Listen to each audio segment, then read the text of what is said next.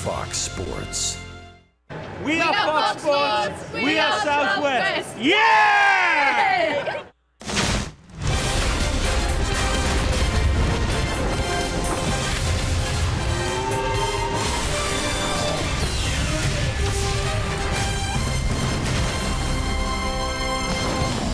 Last night, with the Rangers trailing by a run in the fifth inning, Adrian Beltre came up with the bases loaded and with one swing of the bat propelled the Rangers to a 5-2 lead.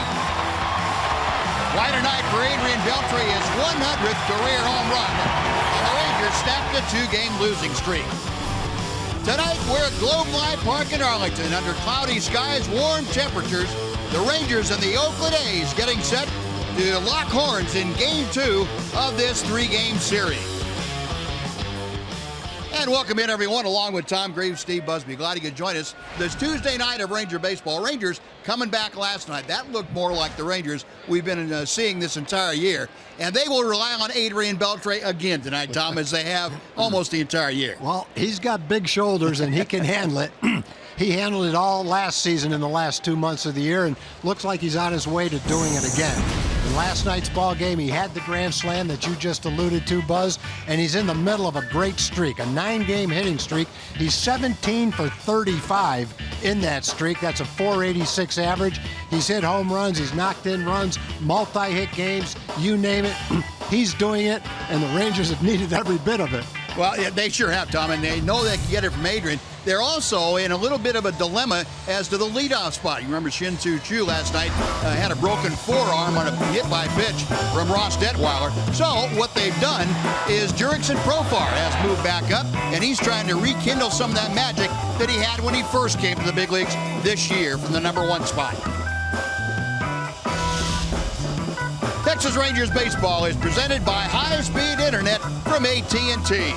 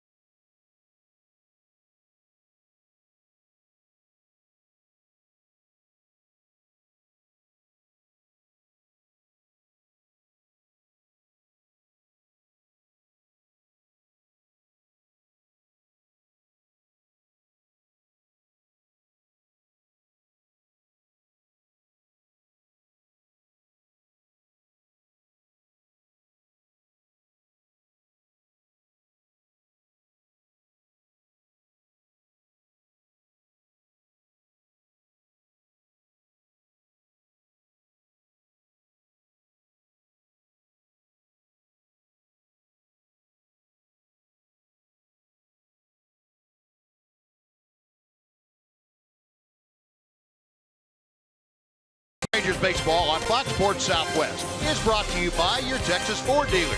Visit your local Texas Ford dealer today during the Ford Freedom Sales Event and see why Ford is the best in Texas. By AT high-speed internet. Get a deal worth talking about. Get high-speed internet from AT&T. And by Southwest Airlines. Transparency, low fares, nothing to hide.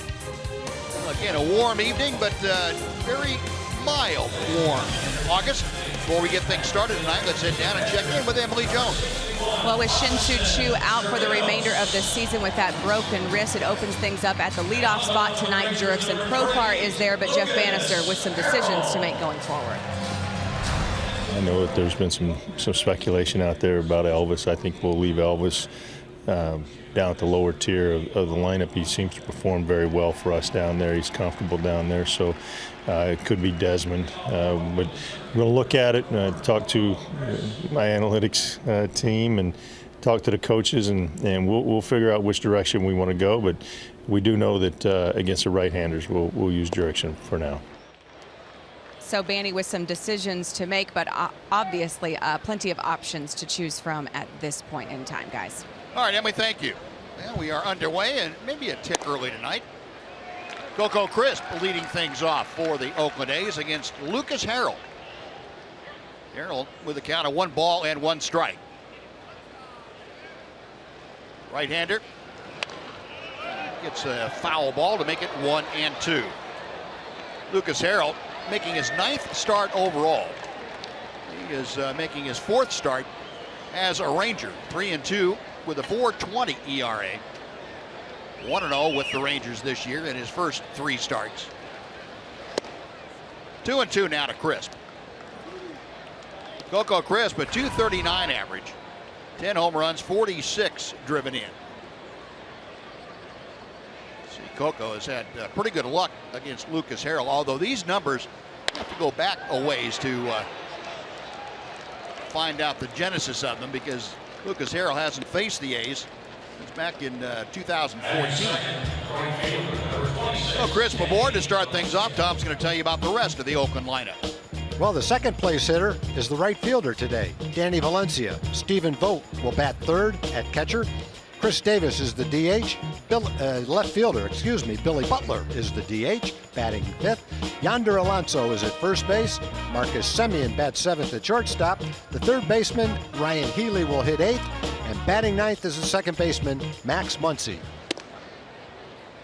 First pitch to Danny Valencia is inside for ball 1. Let me correct one thing I said. I said Harrell last faced the A's in 2014. It was 2013, the tail end of the 2013 season. So it has been a while since he has faced off against Oakland. Valencia moving up to the number 2 spot. He slices one to right field. That is down for a hit. Coco Crisp around second on his way to third, and just like that, the A's have runners at the corners and nobody out. You know, both balls were hit kind of softly, really. Soft line drives, but they were both pretty effective. Crisp got jammed, and Valencia hit this ball toward the end of the bat, just kind of sliced it in front of Ryan Rua. Good start for the A's. Well, when you see Lucas Harrell getting balls in the air early in the game, you know that he doesn't have that pitch down where he wants it. He's primarily a sinker ball pitcher, relies on getting that ground ball, and he has had 2 semi-soft line drives, but they've both fallen in for base hits. Now he's facing the number 3 hitter tonight, Stephen Vogt, the catcher. Vogt, a .271 average overall. 9 home runs, 34 RBI. Rangers playing the infield back with runners at first and third. 2-0. Last time out for Harrell was against the Colorado Rockies. That was that ball game that was on Thursday afternoon here, about 105 degrees that afternoon, and Lucas yeoman work in that ball game. Threw up 118 pitches in 6 innings of work. Gave up 6 runs, but really did a good job in taking the onus off the bullpen.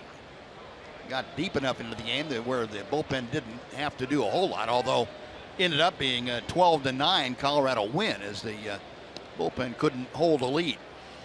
Yeah, if he doesn't go 6 innings in that game, if he's out of there after 2 or 3 innings, that would have been a major blow to the bullpen. And as it was, Rangers were in position to win that game. Yep. And the walk to vote, so the first 3 A's have gotten on base. They are now loaded for Chris Davis. Yeah, that particular game, Buzz, he had 33 pitches in the first inning and 35 pitches in the third inning. And then in the other 4 innings, he only had 53 pitches. Isn't that something? That allowed him to get through the 6 innings. Boy, he needs a double play right here, and so do the Rangers.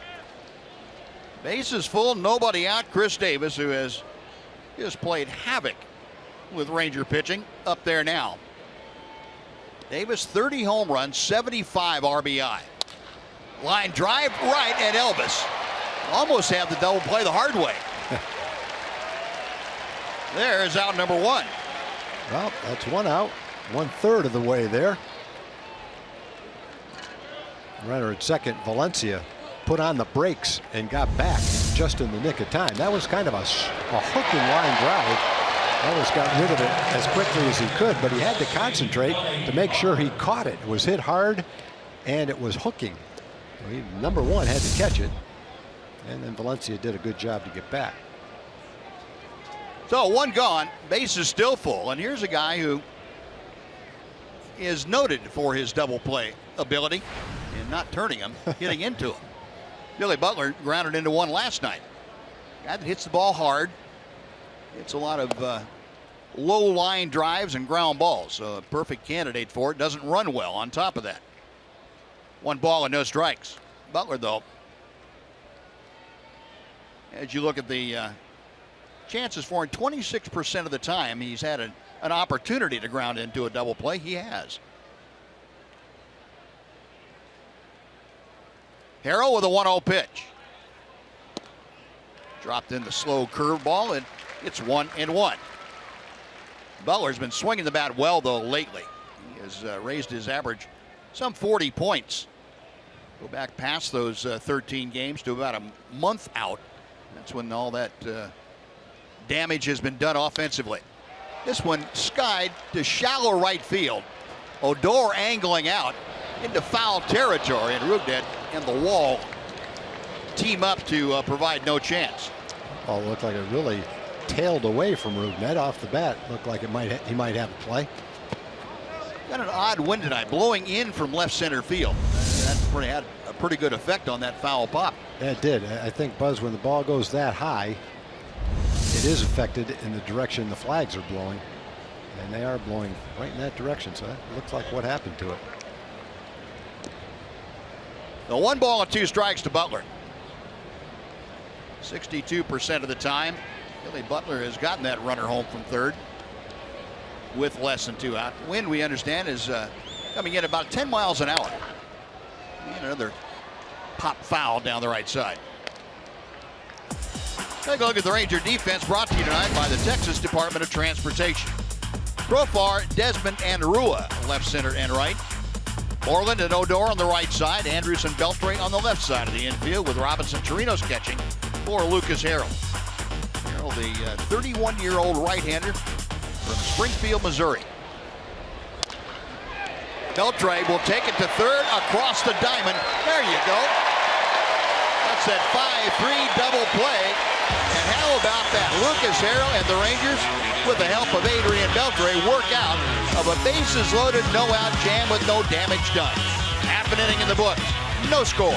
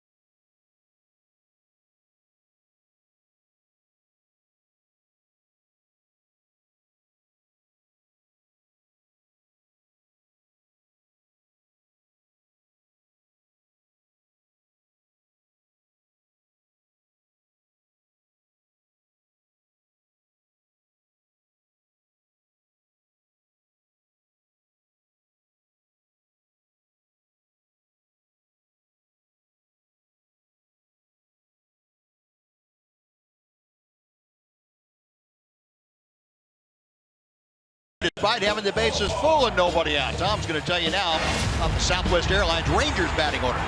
Leadoff hitter in left field is Jurickson Profar. Ian Desmond is playing center field. Carlos Beltran bats third as the DH. Adrian Beltre is the cleanup hitter. Rougned Odor bats fifth at second base. Mitch Moreland will hit sixth. Elvis is the shortstop, batting eighth. Back in the lineup for the Rangers is Ryan Rua, and the catcher batting ninth is Robinson Chirinos. And that's Jeff Bannister's lineup facing the 27-year-old right-hander Andrew Triggs. Triggs, a reliever until this year, and he started 3 times. He had had 1 start total in the minor leagues. Got a convention of birds out there in left center.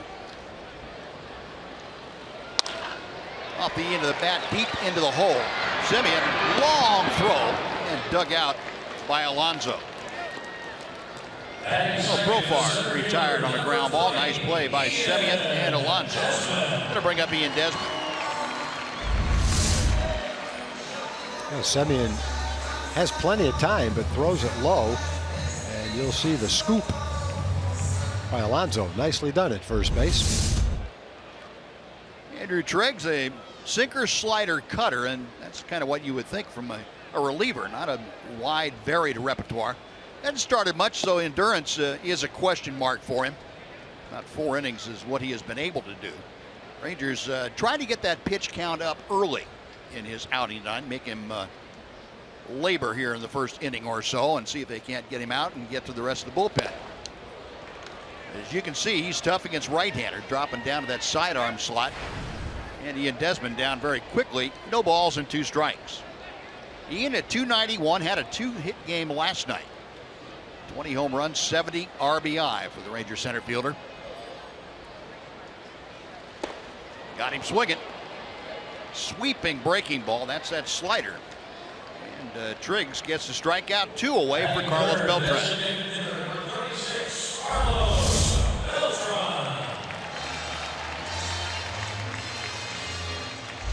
Pretty tough first time you see him as a right-hand hitter, trying to gauge that big slider that he throws.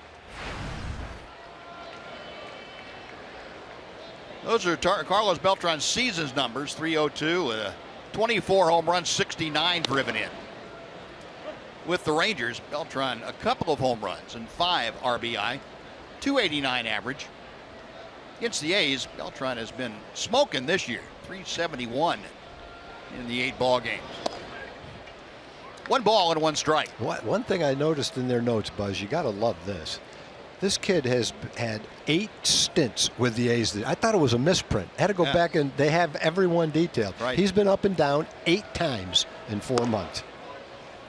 Yeah. 5 of them began less than 8 days after the option. We were talking about that earlier today. I can't remember anybody. Eric Dadell, the radio broadcaster for the Rangers, came up with Scott Feldman, who was up and down 6 times in 1 year. He said that's the most he can remember. Exactly. I remember that year with Scott and talking to him about it. But this guy's got 8, and we've still got 6 weeks of the season left. He'll probably have another one. Well, they bring him up for a day or two, and a starter would then come up and start. He'd get sent down. Starter'd get hurt. He'd be called back up. Beltran slaps it out of play. Yeah, if he throws 75 or 80 pitches today, he'll probably get sent out after this game.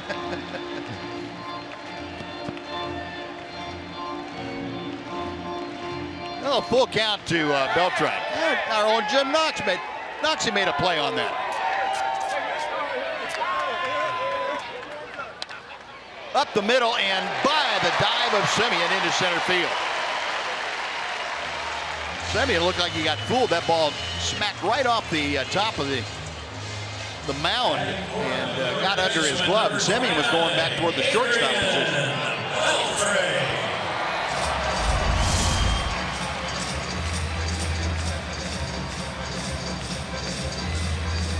You can see the spin on that ball. Yeah. And you can see where it hits, right on the barrel of the bat, too. Watch Simeon. He's going the other way. And whoop. No, Beltran with a base hit. On with 2 out, and Adrian Beltre, last night's hero. Beltre, his 19th home run of the year last night, his 10th career grand slam. Takes strike one here. Beltre, the team leader with those 77 RBI. All the offensive numbers trending upward for Adrian Beltre. 1 ball, 1 strike.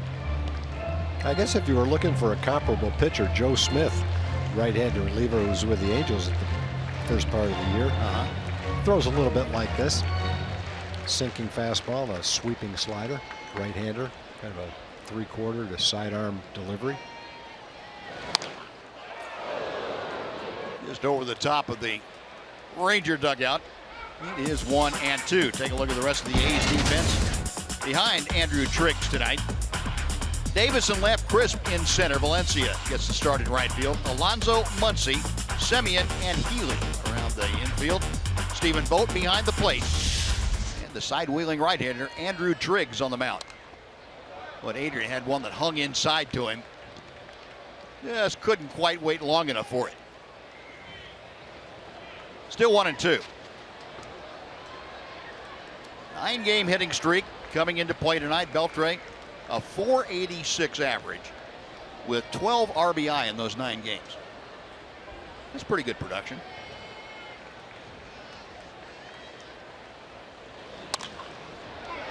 To Hopper, down to Healy. The short wave for the Force. The Rangers are retired in the first inning. No runs a hit, 1 man left. After 1, Rangers nothing, A's nothing on Fox Sports Southwest.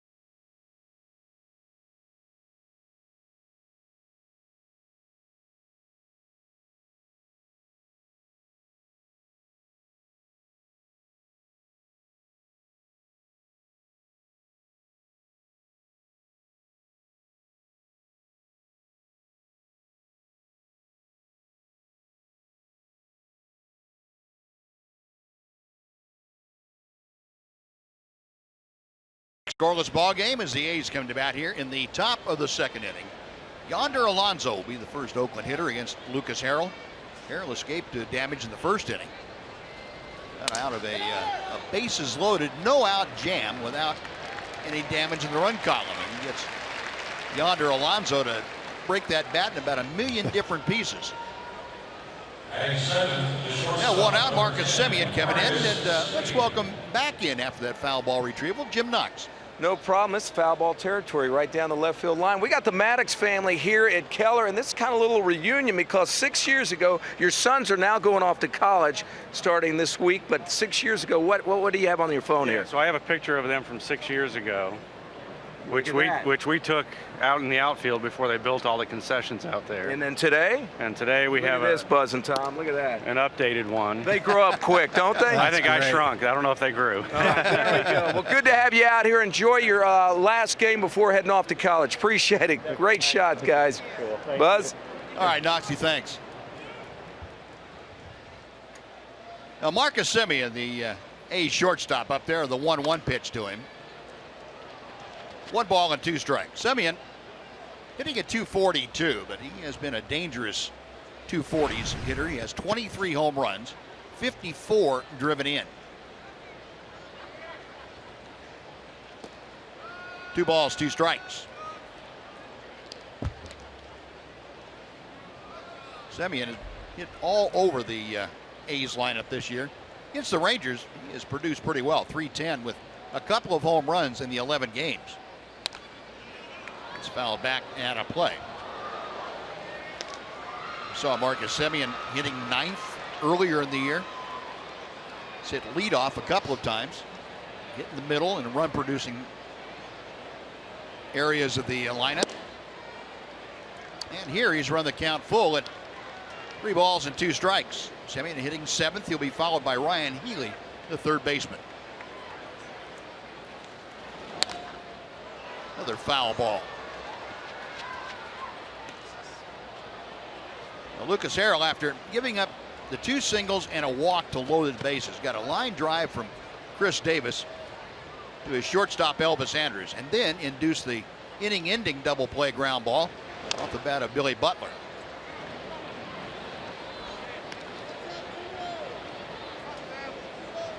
Now Semien making him work a bit.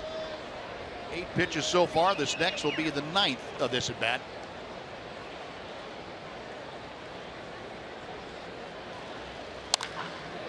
Wrapped to left field. Profar on the move, reaches up and makes the catch.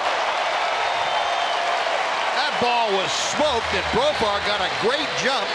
Still had to leap forward at the very end and came up with it. Yeah, Jurickson's a ball player. We talk about him all the time. It's not that he says it too. How hard is it to play all these positions? And he says it's not that hard. He probably grew up playing all those positions, and when he's playing left field, he looks like a left fielder. Playing shortstop, he looks like a shortstop. And that's a rare talent. There's not many big league players that can do that. The Rangers are lucky to have him. Wherever Banny needs someone, he puts Profar out there and he gets the job done. Yeah. Well, that was a great play. Put all the elements of playing defense in the outfield together. A great jump. An efficient route to the ball. Yeah. No, 2 gone. Ryan Healy. Down on the count 0-1. Healy had a leadoff home run in the 2nd inning last night. It's Martin Perez, and he has a base hit here. So Healy swinging a hot bat lately. He had a couple of hits last night. Has a hit in his first time bat here. He's aboard with 2 outs for Max Muncy. Batting 9th, the second baseman, number 12, Max Muncy.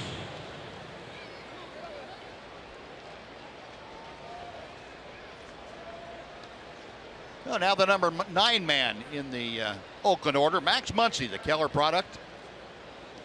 Into the A's via Baylor University. Saw Max last night, pinch hitting role. Came into the ballgame playing second base, and he's out there again tonight getting the start at second. It's out of play. 0-1. Muncy, a couple of home runs, 4 RBI. Limited playing time this year. He has been up and down, although not nearly as much as Andrew Triggs, the starting pitcher.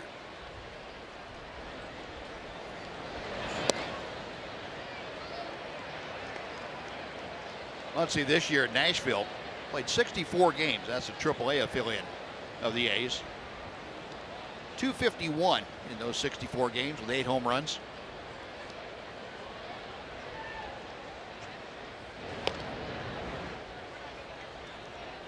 Amazing, Max Muncy. You remember a catcher by trade for part of the time, and he had never played either right field or second base in the majors prior to this year. He's gotten experience at both of them.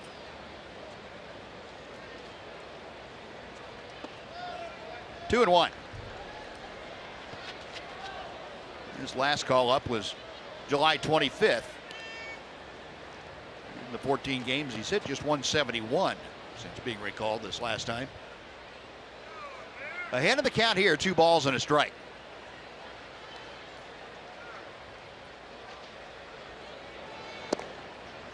Three balls and a strike. If you're Lucas Harrell now, you do not want to walk that 9th place hitter with 2 outs. You don't want to give the top of the order Coco Crisp, but most notably anything to work with.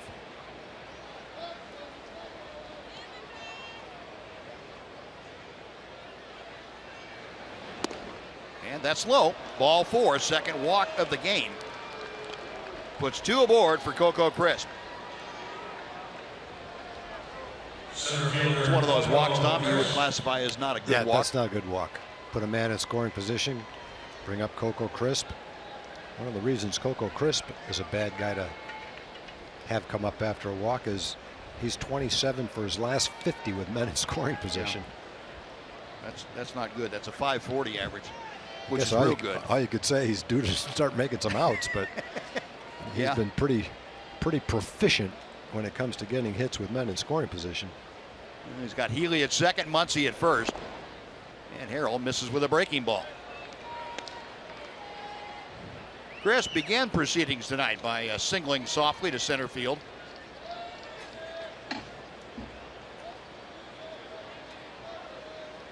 Lucas Harrell about ready to throw his 19th pitch of this inning. And he misses low and away. And Robinson Chirinos going to go out and have a chat with Harrell.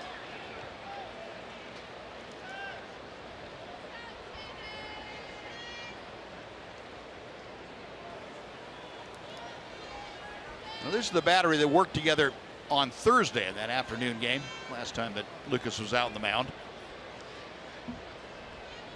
They've developed a little bit of familiarity with each other. Let's see if they can turn that into an inning ending out here.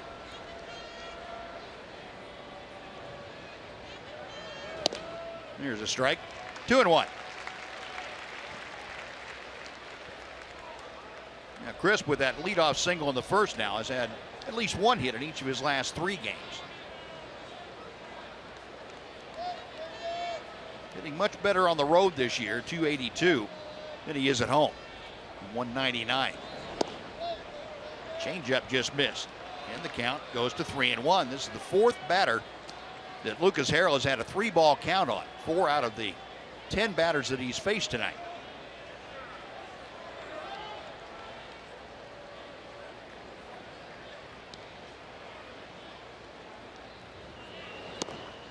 Ball 4, that'll load him up for Valencia.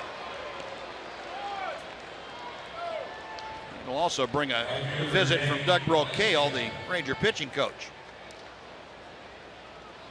Brocail, I'm sure as many of you know, pitching coach when Lucas Harrell came to the big leagues with Houston back in 2012. Had some success. He put up the best numbers of his career that year.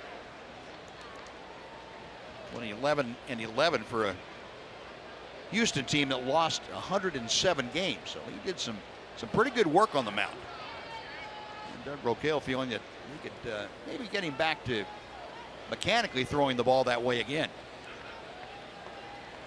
Now Valencia floated a base hit out into right field, his first time to the plate.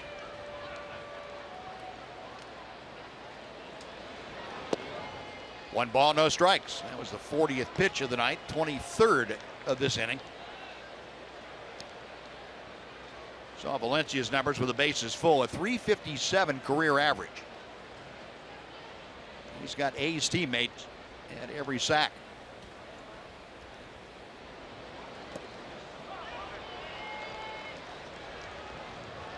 Right now, Lucas just can't find the strike zone.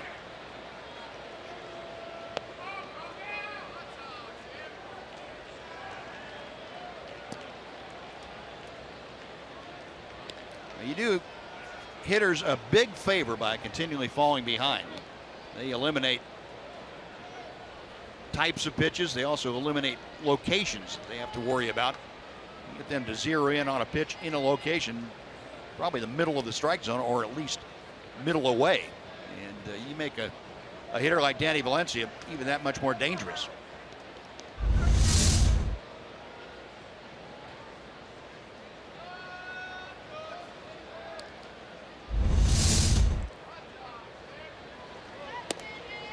That pitch is high. It's 3 balls and no strikes.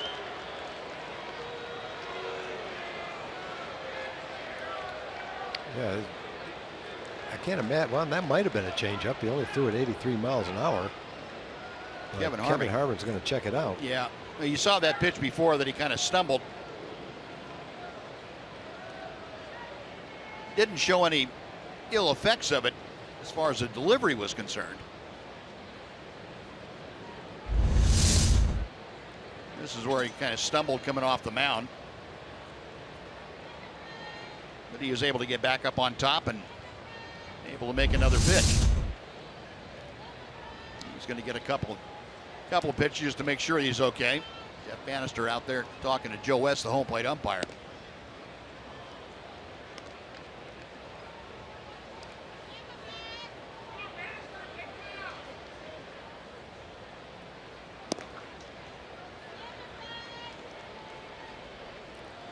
Yeah, I'm not sure that last pitch was a changeup. 2-0 with the bases loaded. I guess it might have been. We're going to find out, though. I'm not sure it was by design. Yeah, that's what I mean. That's Yeah. what I mean.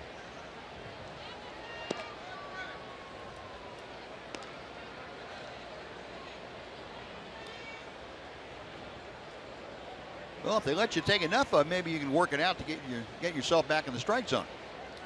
Take a few more. Make sure you're okay. Well, Lucas back up on top now. He is down on the count. 3 balls and no strikes. No place to put Danny Valencia with the bases full. He got the first 2 outs. And then a 2-out single by Ryan Healy. Then walked Max Muncy and Coco Crisp. And he's in danger of walking in a run here in the second.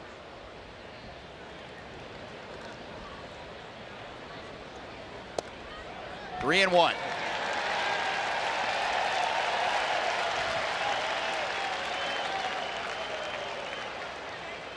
A little bit of sarcasm in that cheer, but that's all right. Well, if you can get this out with no run scoring, he'll hear a real cheer. Yeah, sure will. Ball 4, that walks in a run. Healy scores. Valencia with the RBI is 42nd of the year. And the A's have an early 1-0 lead.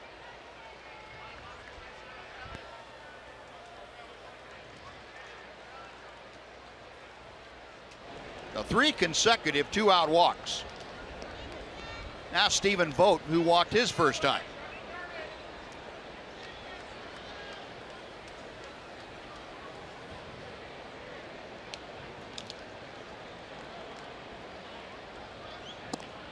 Ball 1.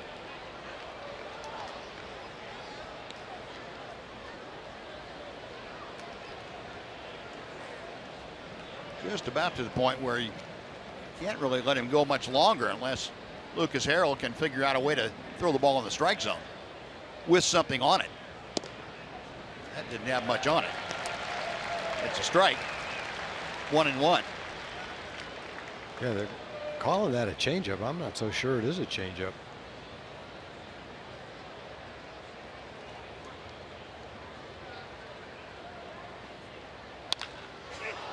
Skied to center field. Desmond has a play and damage minimized.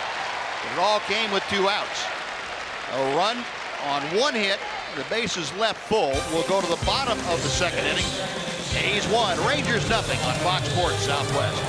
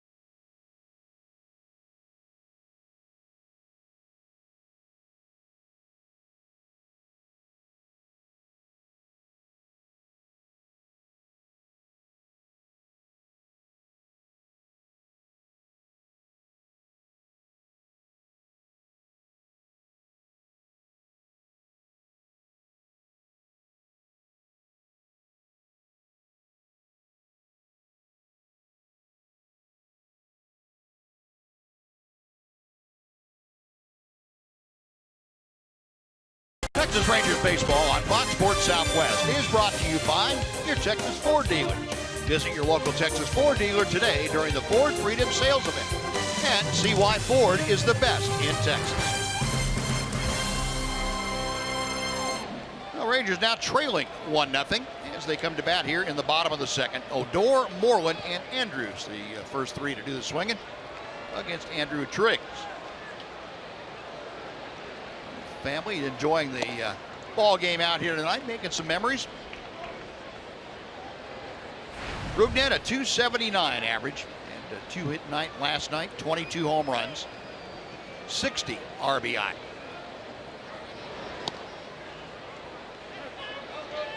One ball and one strike. Odor still among the league leaders in bunt base hits. He has 8 of them this year. So that might have been a little bit of a bluff, but also some seriousness in that bunt that he showed. He's still tied for first in the American League with those 8 bunt base hits. Third second baseman in team history with a 20-plus home run season. 2-2. The other two, Alfonso Soriano did it a couple of times. Ian Kinsler did it 3 times.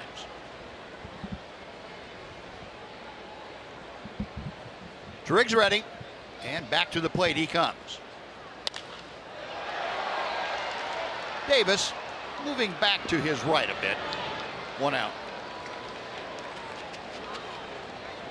Batting sixth, the first baseman, number 18. Odor makes a right turn at first base. Now Mitch Moreland will come up.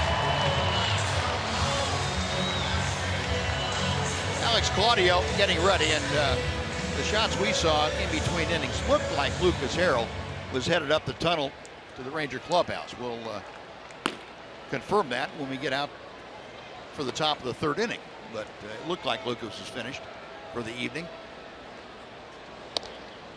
And when we get any word on what he might have done to injure himself, we'll let you know.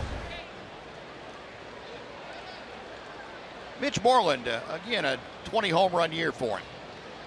His third in the last 4 years. 1 ball and 1 strike. Mitch has been on a pretty good tear lately. He has been smoking the baseball. Came in last night, went 0 for 1 with a walk, but the out was a hard line drive to center. Right into the teeth of the shift. Muncy throws him out, 2 gone. Batting second, the shortstop, number 1. Next to be Elvis Andrews.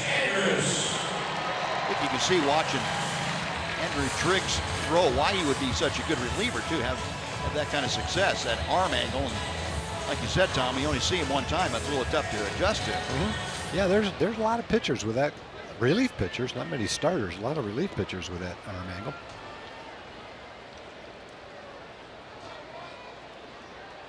Fastball slider type pitcher, an occasional cutter to get it in and keep it in on a left-hander. Elvis chops it foul right at the bag. Healy had a high throw, and Alonso able to come down and get his foot on the bag before Elvis got there. And Jeff Bannister on the top steps said, well, hang on a second here. We may want to have somebody look at that. And no, they are not going to. So Bobby Jones and Adam Brunner upstairs said, no, you got the call right. On to the third we go, 1-0 Oakland.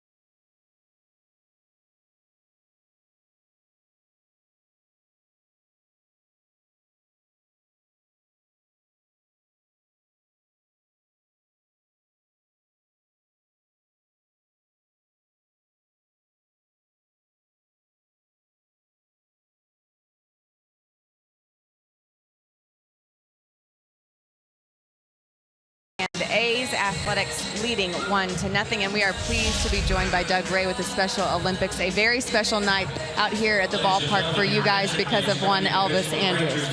Well, it was. We had a group of about 35 people that Elvis invited us out to have dinner and tickets to the game. But the best part was when Elvis entered the room and our athletes got to visit with him. It's amazing how when he comes into a room with his charisma and personality, how he just fits with our athletes and works with them, and he's a great friend to them and our organization. He's been involved with us for many years now. He's been part of our law enforcement torch run activities we do here in May leading into our summer games, which he has helped funded for many years, our summer games here at UTA. So we're very fortunate to have him involved. We love him to death. He's a great young man, and we just feel very grateful to have this relationship with him. And he loves those athletes. Well, I mean, he may get more out of it than they do. Well, I've heard him say that we always say that we appreciate him coming to see our athletes. And he said, I don't know how much you know how much I appreciate you bringing the athletes to see me, because the interaction is great. And you can just tell when he's interacting with our athletes that he enjoys it. It's a great fit, and he is a great friend to them on a personal level, and it's really an outstanding thing to see. Well, you guys are doing such amazing work. We appreciate your involvement with the Special Olympics, and we're so thankful, obviously, that Elvis is able to be a part of it. Thank you. We're very grateful to be here and appreciate the opportunity. Well, we're glad you are. We'll send it back up to you guys. All right, Ed, thanks very much. Elvis doing some great work with the folks. Chris Davis, a drive to deep right center field. It's up the alley and off the wall. Desmond plays the carom, gets it back in quickly, but Davis with the slide into second, a leadoff double off the new pitcher, Alex Claudio. But Davis, who hit the ball hard in the first inning and lined out to short, it's this one about halfway up the wall in right center. He does a pretty good job of waiting on the changeup. Just missed hitting it into the bullpen, hit off the wall. Desmond made a great play. Don't really notice it because he was safe at second base, but as quickly as he got rid of it to throw a one-hop throw right on top of second base, pretty nice job. And those are the numbers for Alex Claudio. His 25th appearance of the year, 3-1 with a 270 and a 291 opponent's batting average. Billy Butler is going to get Davis over to third with that ground ball. Odor throws him out on a nice play, but Butler does the job for the A's. Now Davis at third with one out. Marcus Semien coming up. Well, we talked about Alex Claudio's numbers, and for our own edification, we wanted to bring in a guy who handles the numbers and handles a lot of other things for the Texas Rangers, the Senior Director of Player Personnel, and that's Josh Boyd. Thank you very much for coming up. We sure appreciate it. It's great to be on. Thank you for having me.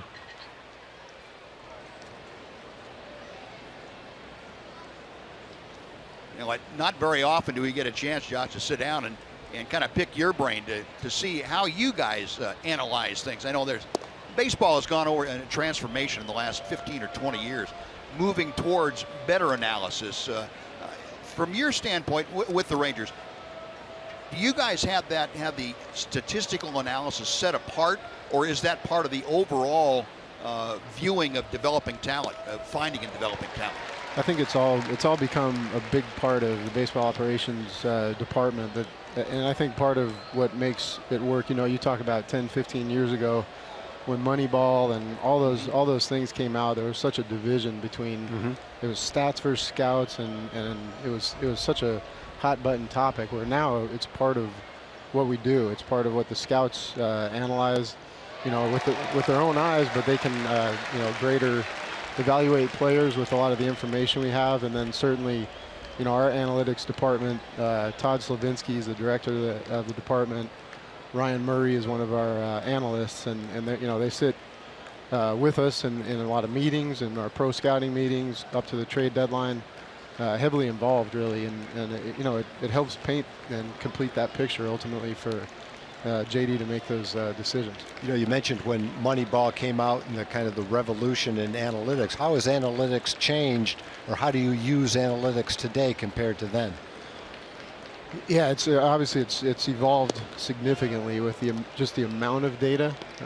You know, you have these the cameras set up. We have it everywhere from AZL, the TrackMan data, that, you know, triangulated, you know, to measure basically everything that happens on the field. I think a lot of times, you know, how we analyze and evaluate that data, each team has to decide how much value to place on that. We may value it differently, but ultimately, again, there's so much data to kind of take in-house and then understand, like, how do we want to utilize this? Because ultimately, we're trying to figure out an edge, right? And how are we going to maximize something that a player does well, and can we take them to the next level? So, you know, really, it goes hand in hand with player development. It goes hand in hand with, you know, the decisions we make at the trade deadline and the offseason, and on our own players. Good pitch there by Alex Claudio. A big strikeout as he gets Yonder Alonso for the second out of the inning, and that keeps Chris Davis at third. Could you give us any kind of an example on how you would use analytics before the trade deadline? How would it come into play without giving away any proprietary information? Yeah, I think you know, basically I think, you know, JD, and then even on, you know, the big league staff like Banny and Chase Tingler, Doug Brocail, those guys, they want information. So we're able to gather all this information. Todd and Ryan do a great job of kind of packaging it for us to you know, to put it in terms that, like, you know, here's the separators, and, you know, in some ways we've put it in a format, kind of put it at times on the scouting scale. How does that rank in the 20 to 80 grading scale? And, you know, it puts it in perspective. And I think, you know, going back to your original question, Steve, is like, we try to keep it's still baseball, and it's not black and white. And right. I feel that you know, the way we were able to incorporate the two things together, that's how it all comes together. So you know, we can still evaluate the talent, the analytics, the tools, as well as character, which is a huge part of what you see on the field for us. Talk a little bit about that, the character issue. That's something that comes up in most discussions of analytics. You know, how do you account for heart, for example? But that's important to you guys. Well, definitely, and that's where our scouts come in. I also think, you know, Todd and Ryan do a great job when we're having those discussions on, you know, a player that they may recommend, or you know, how we view them, and the makeup, the competitive makeup, the character comes in big. When you look around the field, and you know, Adrian Belcher, Ian Desmond, Jonathan Lucroy now, and Cole Hamel, these guys are veteran, established, respected guys with the competitive makeup they have. You know, the expectations are high. Sure. So to incorporate it, I think it's just another piece of that pie. That, you know, all the different facets that come together to make that call. As far as player development within the Ranger organization, what kinds of things do you look for, or what kinds of analytics do you apply to the players to see how they're developing in your own system? I think, you know, the hit velocity is and really some of the different metrics within pitching that you can analyze, from the release point to the extension, spin rate, and all these different things that, you know, take a look basically what the ball does when it gets out of his hand, but also, you know, as much as I think our scouting staff is outstanding with instincts, and pitching coaches see things that you know, the average fan doesn't see. When you can put it on, you know, into the data and actually show, hey, you know, at pitch 65, his arm slot went from here to here and his spin rate dropped, and to be able to potentially give that information to the pitching coach or a hitting coach and make the adjustment there. It's just another piece of information to really take that to the next level. So you can take it from a sheer number to you have to do this better because of what these numbers say, or you have to change this because of those numbers. Yeah, I think you know, I think it would be the same thing as your eye as a pitching coach tells you this is the adjustment we're going to make. Right. Now you can make it and actually measure up, as opposed to just with your eye. You can go, yeah, this is the adjustment was made. And can you hang around for happening? Sure. I appreciate it. All right. Well, good job by Alex Claudio to prevent any damage. The A's strand a couple on a hit and a walk after 2.5. 1-0 Oakland on Fox Sports Southwest.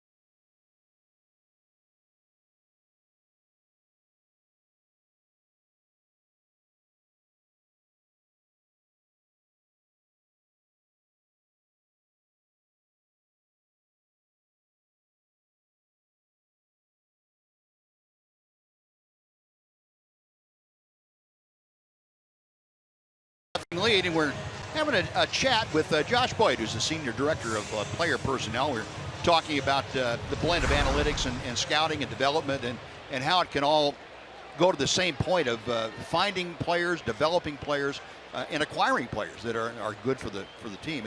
And it really is a blend, isn't it, Josh, of all the facets of the organization to get that accomplished. Yeah, no doubt. I think it has to be just the same way as, you know, I think all of our scouting departments go together hand in hand, and information is passed on from, as we sign players from the amateur draft to the international in July 2. You know, Kip Fag and his staff on the amateur side, Rafiq and Thad on the international side. As long as the flow of information is so important. And then, you know, the group of us from scouting to front office to be able to kind of filter that information to JD, you know, and ultimately make good decisions. But again, I think not just overwhelm yourself with information, but understand, like, how do we value this information? Right. When you're talking, Josh, about things like spin rate, velocity, and arm angle, are you able to analyze that in real time and utilize it during a game, or is it something that they look at later on? Later on. I mean, you'll get it the next day, but and I think, you know, on our major league staff, obviously the other significant part of analytics and how we use it is for the advanced scouting purposes. All the shifting in the game nowadays is so advanced from you know, where it came in the past of just shifting on left-handed hit. It's so specific to a you know, very specific point on where they're shifting to, and it's because of the data. So that stuff does come in real time. You know, and our Mitchell Webb, Adam Lukowitz, the guys on Adam Brenner on the advanced team do an outstanding job coordinating that with our analytics team as well. Can you see a point in time where it's used as a way to determine whether a pitcher needs to stay in a game or come out of a game based on he's losing spin rate on the ball or what's happening to his arm angle, where the manager gets this information and says it's time to take him out of the game? I mean, you know, currently you can't have like with the iPads, and you can't have live information in there, but essentially football, you go you know, microphone in the headset in the quarterback's helmet. So I don't know, does the game eventually, you know, with all this technology, is that where we go to? Possible, right? Yeah, it is possible. Is it on kind of the same vein, I guess? Is it possible to rely too much on numbers and not enough on what somebody's trained eye sees? Personally, I feel that way, but you know, I think our group is, you know, from our group has acquired a lot of impact players, and I think a lot of those decisions have been made with scouting instincts, experienced veteran scouts who, you know, are extremely talented. And, you know, you look at Ian Desmond's a great example of a guy who, you know, analytically, you know, playing shortstop last year, he's going to move to center field. There's no data for that. We know he's a great athlete. We know he's an unbelievable teammate, and a great character, really. So I think those are the things where you're going to rely on scouting heavily. And of course, there's still things to analyze analytically. But yeah, I think our scouting staff does a tremendous job. Again, you know, Greg Smith, Russ Ardolina, some of the guys who had seen Ian Desmond had talked about, you know, even when he was a shortstop, they felt he was going to move to center field eventually and be a pretty good one, which he has turned out to be. But Josh, let's do this again. I really appreciate taking your time, and I know folks are very interested in this. It's become such a big topic of conversation all over baseball. Can we get together again and do it some more? Definitely. I appreciate the time, guys. It was fun. Josh Boyd, thanks very much for joining us. We appreciate it. Well, we'll go on to the fourth inning here. And a 1-0 Oakland lead going to the top of the fourth inning. Now let's go to Rick Renner in our Rooms to Go lounge.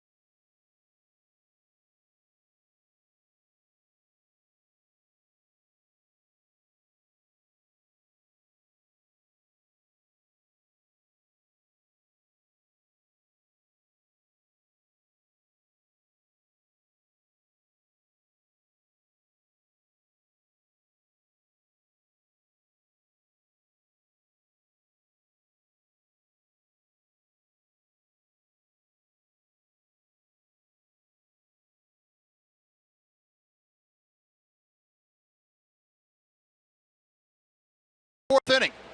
And the A's leading 1-0. Have Max Muncy leading things off against Alex Claudio. Alex missing low and inside. Claudio gave up a double and a walk in the third inning, but was able to escape without any damage done. So Muncy, the number 9 hitter who walked his first time up, leading off the fourth. And he takes a strike. Got word from the Ranger clubhouse and that Lucas Harrell was forced out of the ball game. He had a right groin strain, and he'll be evaluated further tomorrow. But right now, that's the word we have from the Ranger clubhouse. 1-2 to Muncy. Well, while we were talking to Josh, Alex did a very nice job of pitching out of a jam. Sure Had a did. man on third base and struck out Yonder Alonso and got Healy to ground out to end the inning after a leadoff double. He stranded him. Call strike 3. That's a tough one to hit.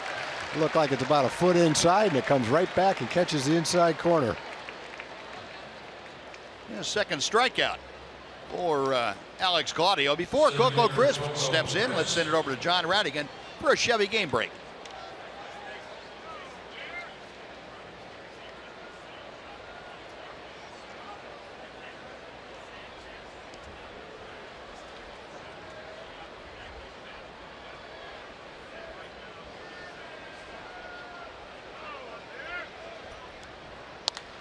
All right, John, thank you.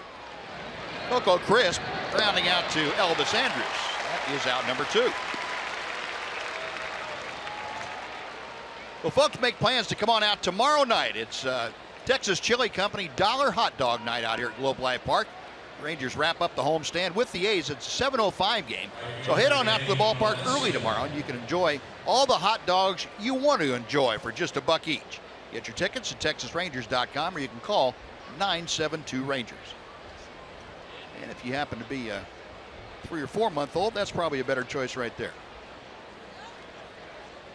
Unless you can puree that hot dog and get it in there. That just doesn't sound too appealing. Well, it might to him. That sounds like the Bassomatic on Saturday Night Live. Minus the scales. Did you ever try that? No. No. Eddie Valencia takes wide. It's 2 balls, no strikes. I'd forgotten all about that. You brought it up.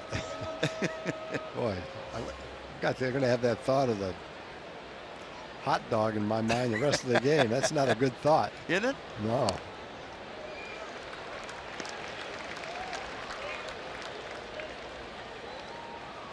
Nothing like a hot dog slurping.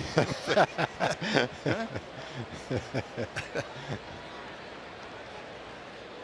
2-1, the count to Valencia. Base is empty, 2 away. And the changeup floats just wide. It's 3-1. And Valencia, the number 2 hitter, trying to extend this 4th inning. Stephen Vogt, the catcher, is next. Oakland a run on 4 hits. Rangers no runs on just 1 hit tonight. Popped up. Moreland coming over. Mitch right at the railing has room. And Alex Claudio works the first 1-2-3 inning in 10 pitches tonight. Alex sends the A's down after 3.5. Oakland 1, Texas 0.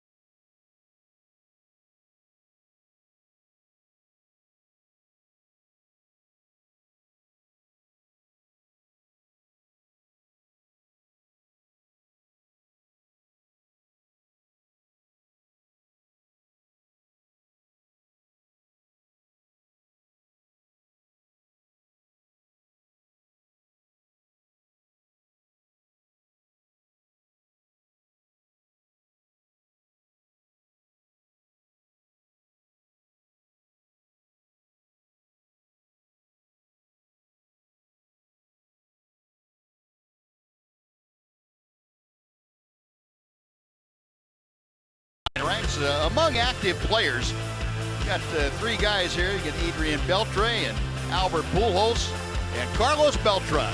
They are royalty for active players. Hits, Adrian 2nd, Pujols 3rd, Carlos is 4th. Home runs 4th, 1st, and 5th. Right on down the line. RBI all time. Boy, they are up there. Active player-wise, Albert is the leader with over 1,700. Ian Desmond leading things off. Then he'll be followed by the all-time, or I should say the active leaders in Beltran and Beltre. Desmond struck out his first time that he faced Andrew Triggs tonight. And he takes low and inside, 1 ball and 1 strike. Triggs allowed the hit to Beltran in the first, and that's been it.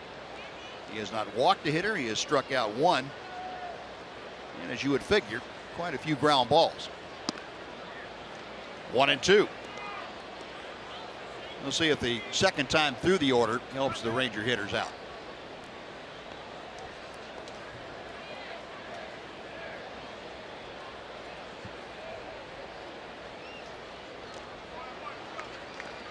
Two and 2 now. Well, again, the clouds giving way to a great sunset over Globe Life Park. Looked kind of gloomy before, but once these clouds have broken up both last night and tonight, it's been gorgeous. That runs the count full, and Desmond trying to get aboard to bring up Carlos Beltran. Our TXU Energy power player to watch. Ian Desmond this year against Oakland, a .362 average and multiple hits in 7 of the 11 games that they played so far. Payoff pitch, loop to right field in a hurry. There's the right fielder Valencia to make the catch for out number 1. Designated hitter Carlos Beltran.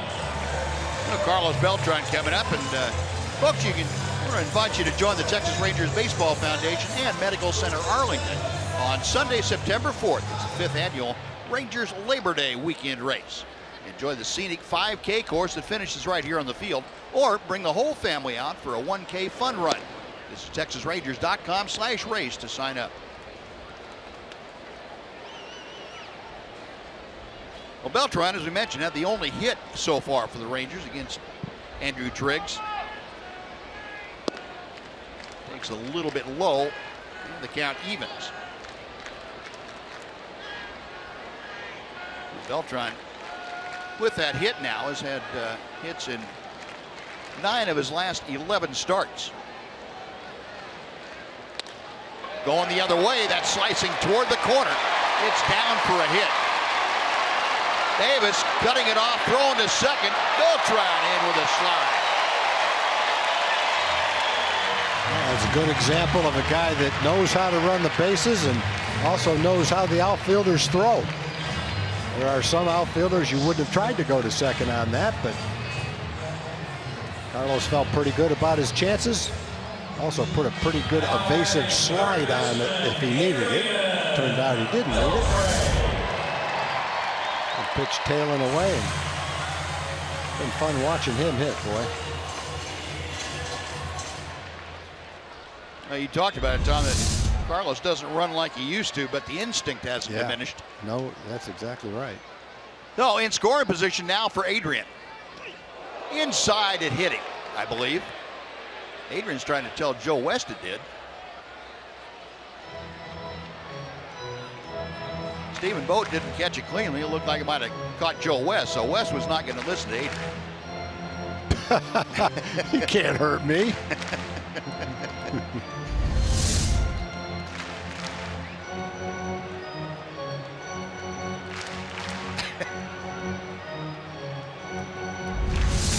Couldn't tell it hit him because he never flinched, never showed any sign that it did hit him. Well, 1-0 the count. Beltre granted to a fielder's choice back in the first inning. If it didn't hit him, it would have been a wild pitch. Yeah. Here's the breaking ball. That evens the count now at 1-1. Adrian, a .289 average. 77 RBI, the tops on the ball club, 19 home runs. It is 100th career home run here in this ballpark last night. That is 5th all time for the Rangers. Right center field. Moving over is Coco Crisp. He has it. Tagging at second, moving on to third, Carlos Beltran. He's there with 2 outs for Rougned Odor. Another example of knowing how the outfielders throw. Crisp has had arm problems in the past and is not a good thrower right now. But you'll see the Rangers take advantage of that every opportunity they get.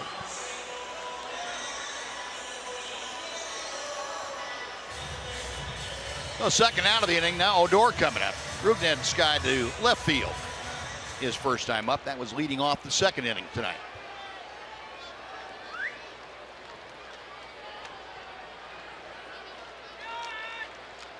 Odor was 60 runs driven in so far this year. It's ball 1. Go back over the last month of play for Odor. He's hit almost .310.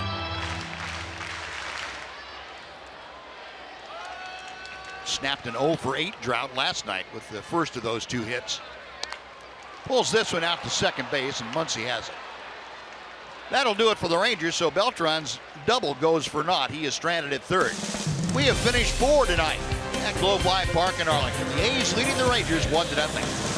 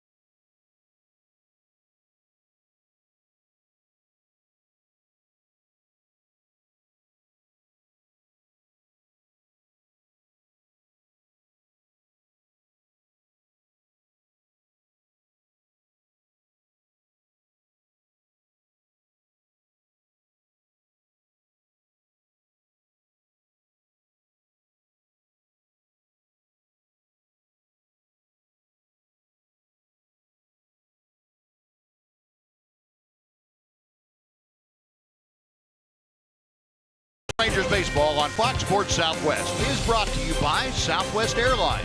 Transparency, low fares, nothing to hide. And by the all-new 3-row Mazda CX-9, meticulously crafted for driving because driving matters. Beautiful shot looking out to the west over Globe Life Park in Arlington. Gorgeous shades of pink and blue up above. He's come to bat against Alex Claudio, who has retired the last 4 that he's faced. Stephen Vogt takes strike 1. Vogt has walked and flied to center field.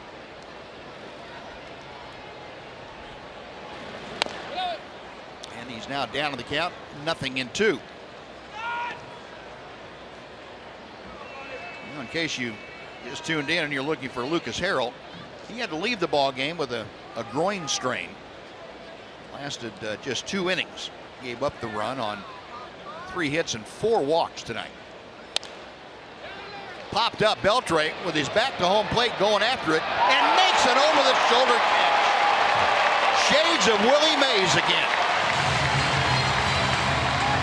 Well, the thing you love about that is how quickly he got to that point and then the adjustment that he made right at the end. He looks up over his head and then has to reach quickly toward the foul line to catch the ball. Not many third basemen make that play. Watch how quickly he turns back to the plate. Looks up, knows he has to reach back. and catches it. Wow. That is as good a play as you're going to see a third baseman make going down that line. The one out here is Chris Davis. And he rips one to left. That is headed for the corner. Davis is going to have his second consecutive double. Profar playing the carom. He was cruising into second, so he doubled leading off the third, and he has doubled with one out here in the fifth.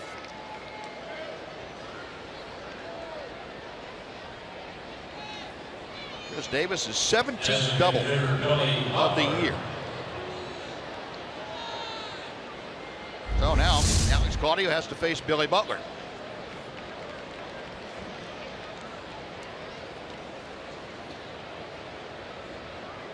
I'm not sure that Alex Claudio has the necessary weapons to deal with Chris Davis. Davis looks like he's been able to. He took the changeup to the bullpen wall in right field. And that was a pitch down and in that he took to left field. I'm not sure Alex has the velocity range to deal with him. 0-1 to Butler. That evens the count. Butler's grounded out twice tonight, once into a double play.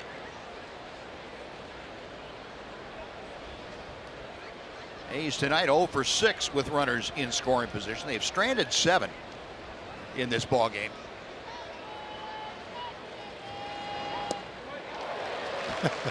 Cartoon changeup. Butler kind of flummoxed that he wasn't able to wait longer. It's swinging at a bottle cap coming at you. Yeah. 269 season average for the A's. Not bad. That's 20 points over their team average overall. 2-2.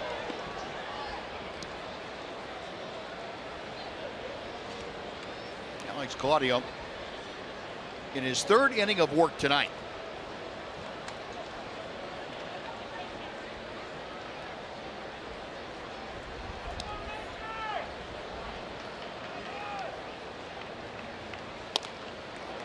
Butler reaching for that.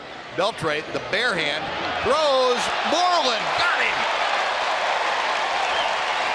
Well, there are back-to-back plays there. Beltre going one way to the outfield, now coming in, and Moreland finishing it off with a great stretch and a pick of the short hop. We're going to have to see if Mitch was able to keep his foot on the bag. I guess he did. We're not going to check it. What a play. What a play by Mitch, too. Took 2 to make that play. Beltre's playing way back against Butler. And the ball's rolling pretty fast to bare hand. It takes a hop, and Mitch catches it with his foot on the bag somehow and completes the play. What a play. That is amazing. No, 2 outs. You look from overhead at that one. Yonder Alonso. Swinging strike 1. Alonso faced Claudio with Chris Davis at third and 1 out, back in the third, and went down swinging.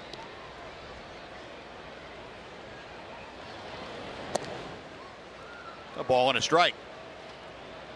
Mentioned Alex Claudio starting his third inning of work, the longest he has gone this year. He worked 4 in the third innings against the White Sox back in May. Other than that, everything has been 2 innings or less. 1-1 pitch coming to Alonso. That was the 40th pitch of the night for Claudio.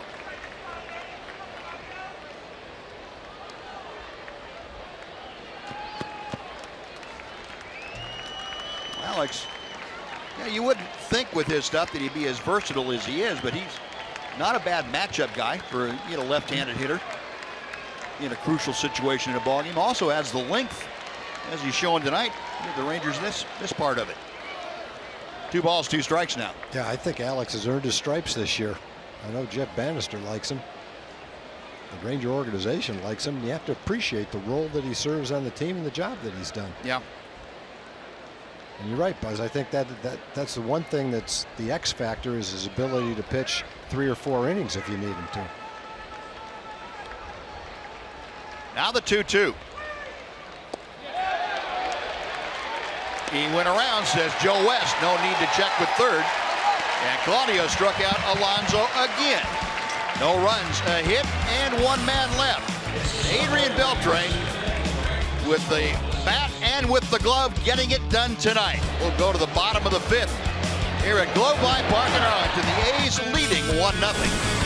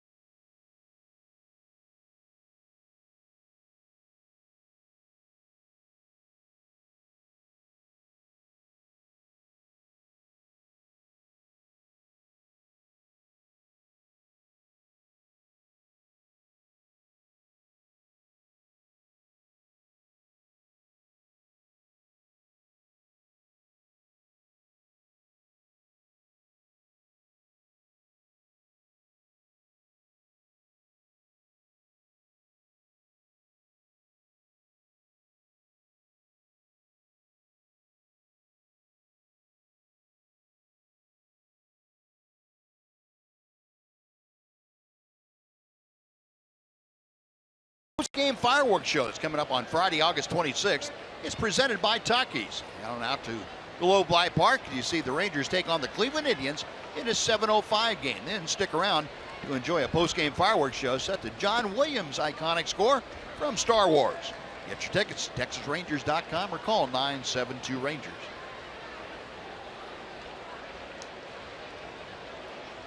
Fifth inning, and Moreland starting things off will be Moreland, Andrews, and Rua to face Triggs.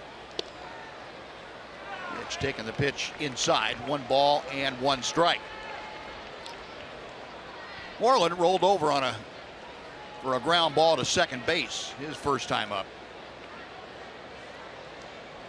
Triggs has allowed the 2 hits to Carlos Beltran, and that has been it. 2-1. Has 1 strikeout to his credit. He has not walked a hitter.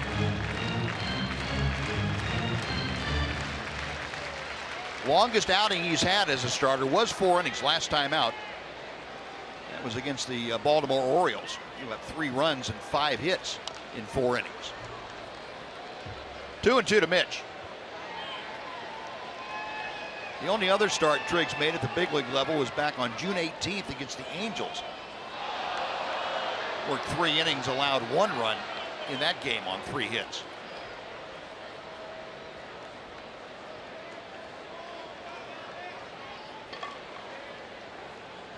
Now Triggs back to the plate. Saw a fly ball shallow left field. Going out the third baseman, Healy. Pitch pops out, 1 away. Elvis Andrews now coming up. And before Elvis steps in, let's send it over to John Radigan for a Chevy game break.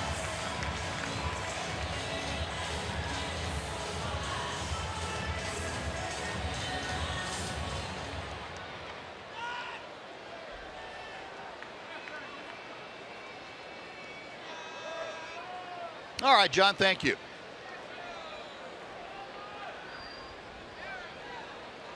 Elvis grounded out to third in his only time up there.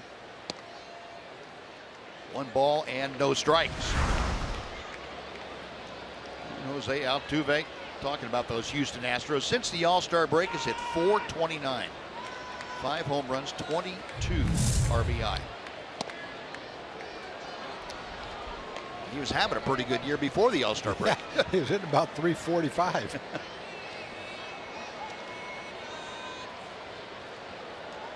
And batting average, just one of the components to his game. Hitting for power now. Always been able to run. One of the best base stealers in baseball. Gold Glove second baseman.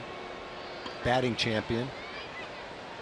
And now he's hitting 20, 23 home runs probably this year. Maybe more than that. Who knows? And now that he's batting third in the lineup, he probably has a chance to knock in a bunch of runs too.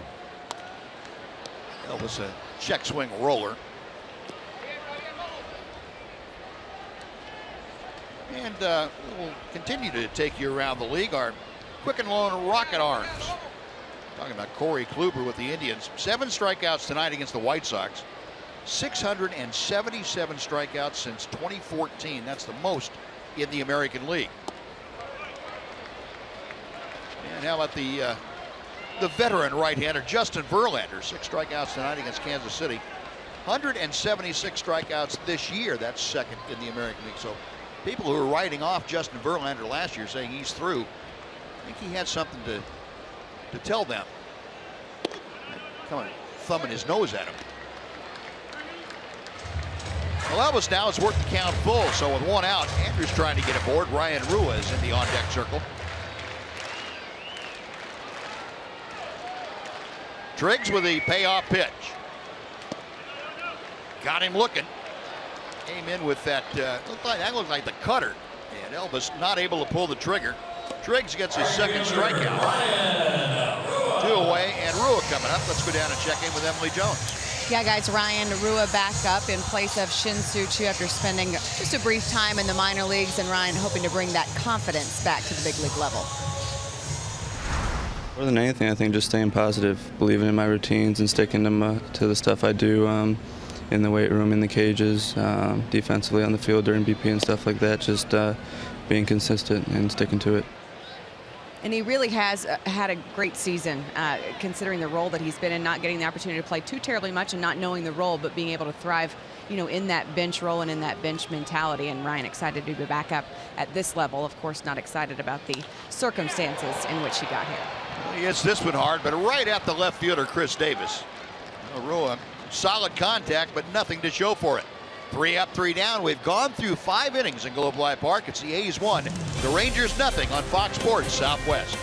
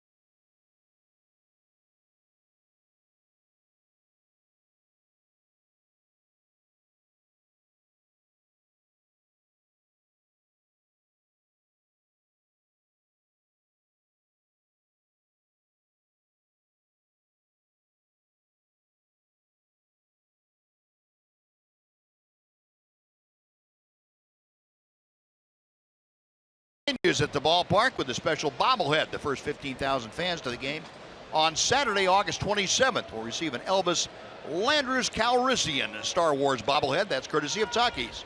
You don't have to smuggle your way across the galaxy in order to pick up one of the coolest bobbleheads of the year. Purchase your tickets at TexasRangers.com to see the Indians take on the Rangers and take home this special collectible. Marcus Semien leading off the 6th inning. And Alex Claudio starting his 4th inning of work here tonight. Throws strike 1. Semien has walked in line to left field this evening.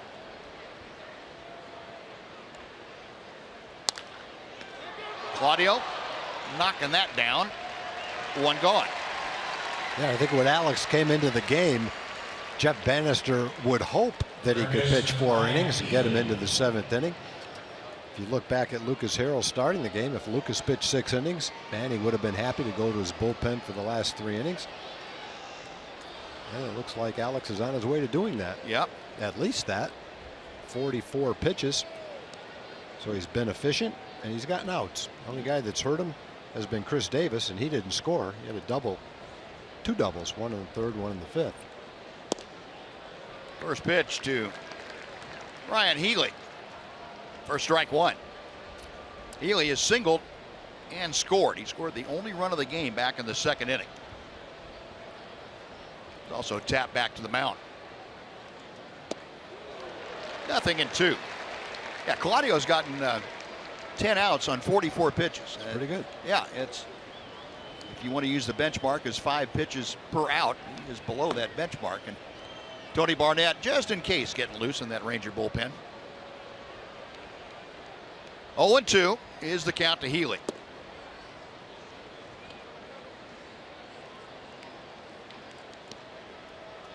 Ryan Healy up since the All-Star break. He was called up the day after the break ended.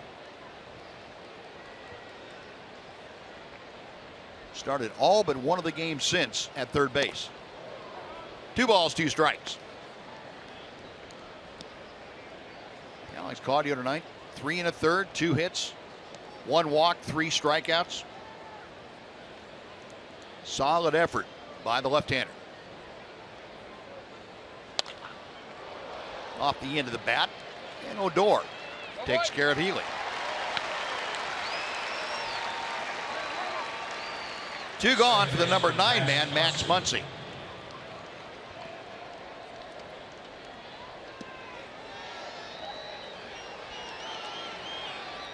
Muncy has walked and been called out on strikes.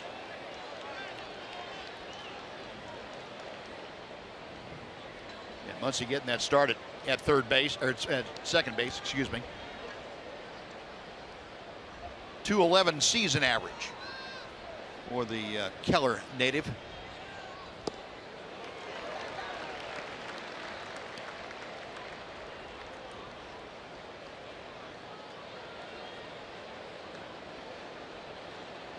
Well, Max out today doing his infield work with infield guru Ron Washington, former Ranger skipper and 3rd base coach for Oakland. There's been some shaky swings at Alex today, boy. There's Wash down there at 3rd. He was working with Max on the hands, loosening him up, helping him in the infield. Claudio's 0-2 pitch.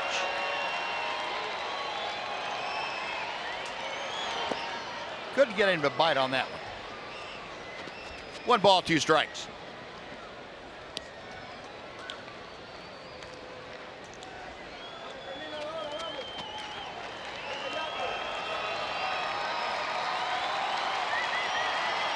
This crowd very appreciative of what Alex Claudio has done tonight.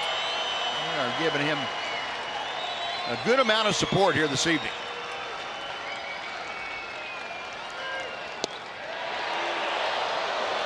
Two and two. Muncy almost walked into that one.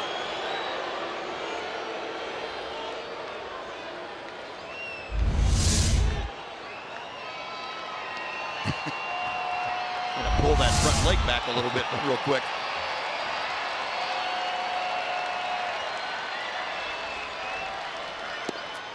A little bit low. Well, Muncy, a good job of laying off Claudio's pitches. 3-2. Muncy, the number 9 man, trying to extend this 6th inning. Coco Crisp is in that on-deck circle.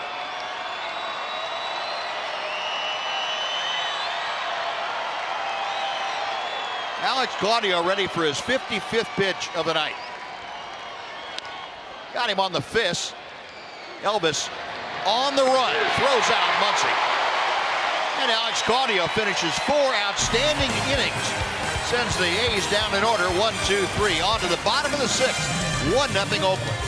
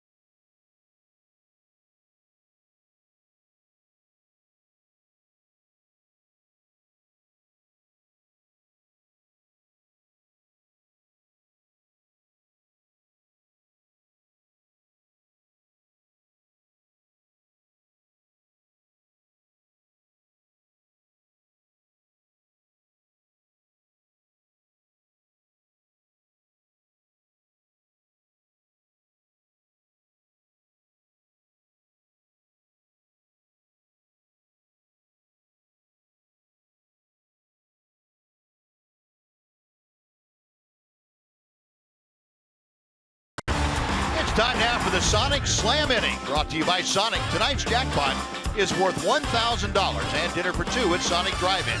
If a Ranger hits a home run during this inning, Marvin A. Brook from Allen will win $1,000. And if a Ranger hits a grand slam this inning, Marvin is going to take home $25,000. You can register at any participating Sonic restaurant. Oh, Robinson Chirinos, the number 9 man, starting things off. Driggs back out there for the start of the 6th inning. Driggs already establishing a new high for himself by pitching 5 complete innings. Chirinos 0 for 1. He grounded to third base back in the 3rd inning. 1-1 pitch from Driggs. 2-1. The Rangers have had a grand total of 2 base runners tonight. They've been the same man, Carlos Beltran, with a single and a double. Driggs has not walked anyone. He has struck out a couple.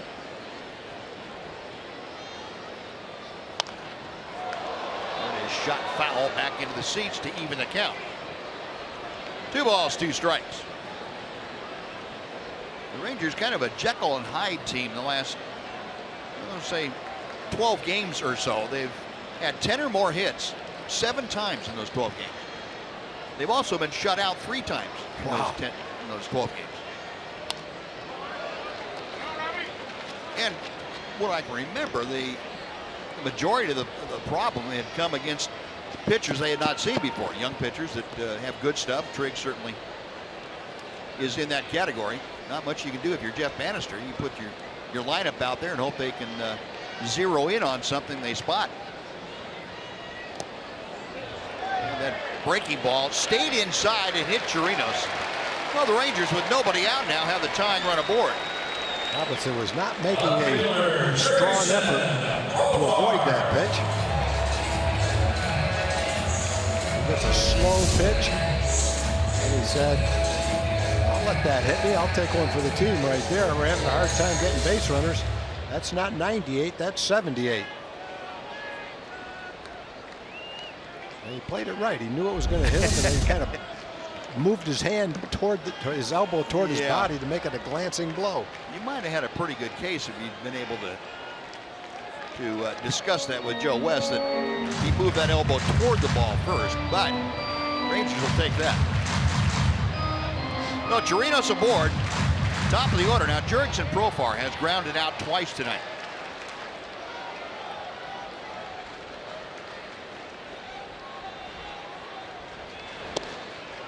One ball and no strikes. Now, Triggs get a visit from Stephen Vogt. Meanwhile, Profar trying to snap an 0 for 12 that he is in right now. Remember when Jurickson came up in May and had taken the place of Rougned Odor, who had to serve that 8-game suspension. He hit safely. Jurickson Profar hit safely in the first 13 games after his recall. The majority of those were there's the leadoff man.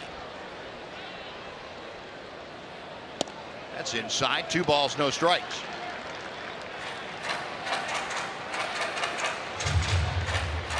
The A's getting action in that bullpen. Ryan Dull, who has been lights out for them, is loosening and loosening pretty quickly.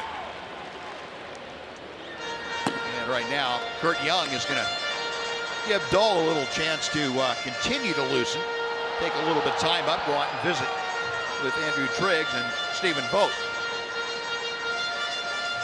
And Jake Diekman loosening in the Ranger bullpen. Well, you might think that Alex Claudio's night has come to an end, possibly, with Diekman ready. But first things first, we'll see if the Rangers can't get into the run column on that scoreboard. Robinson Chirinos, who was hit by a pitch to start things, is at first. Nobody out here in the 6th inning. 2-0 to Profar. Now 2-1.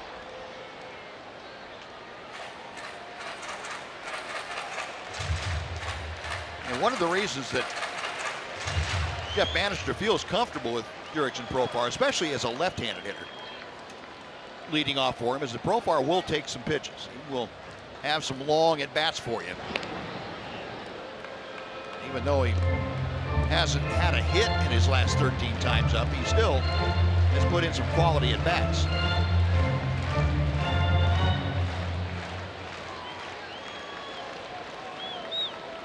Two balls and a strike. Chirinos a modest lead at first.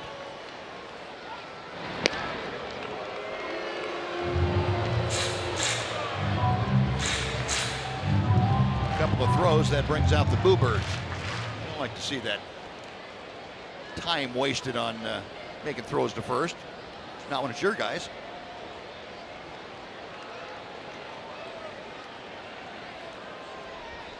A little bit. Nope. Right at the bottom of the strike zone. I didn't think Joe West was going to pull that right hand up. Triggs has done a good job of avoiding the middle of the plate. He's been all around the plate all day. Behind 2-0 in this at bat and made 2 perfect pitches. Yep. That was that cutter slash slider that he will deal with. Now 2 balls, 2 strikes. Now time called.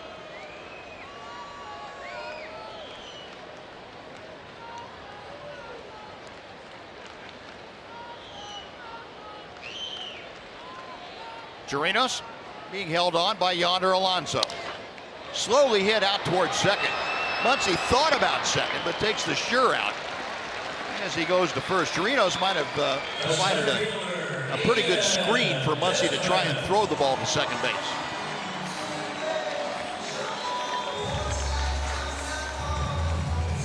No, it works like a sacrifice to get Chirinos in the scoring position.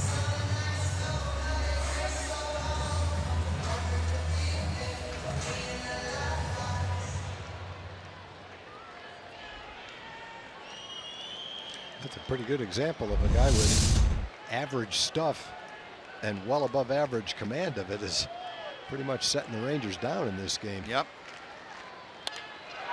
Drive to left field, but it's right at Chris Davis. That's hard to do, hit a ball that hard right at someone. That's a second ball. Rua hit one right there too. Well, Ian Desmond just scalded that baseball. And with Carlos Beltran 2 for 2, the next scheduled hitter, that's going to bring Bob Melvin out of the dugout. So 5 2/3 innings for Andrew Triggs tonight, giving the Rangers absolutely nothing. 3 base runners, and that's going to do it for the young right-hander. So Triggs is finished. Pitching change underway. Ryan Dull will be the pitcher. We'll tell you all about him when we come back after this timeout. We're back after this.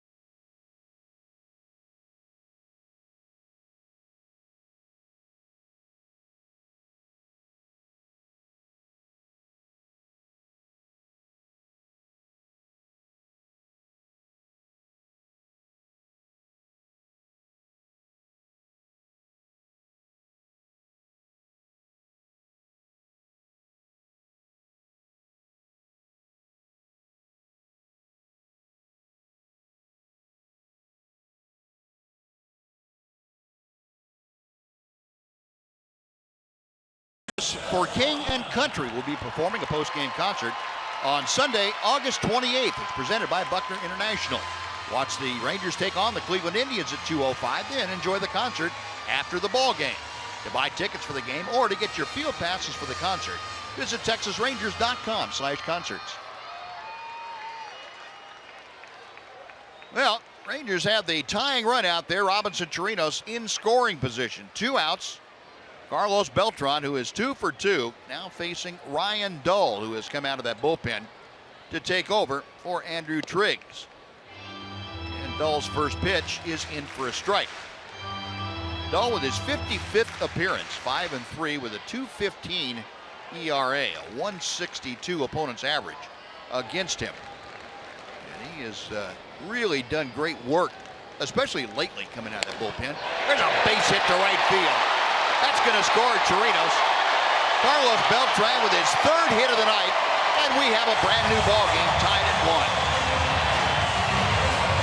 He threw Beltran a changeup on the first pitch right down the middle of the plate. He took it for a strike and came back with a fastball, belt high and on the inside part of the plate, and he jumped all over, ripped it down the right field line.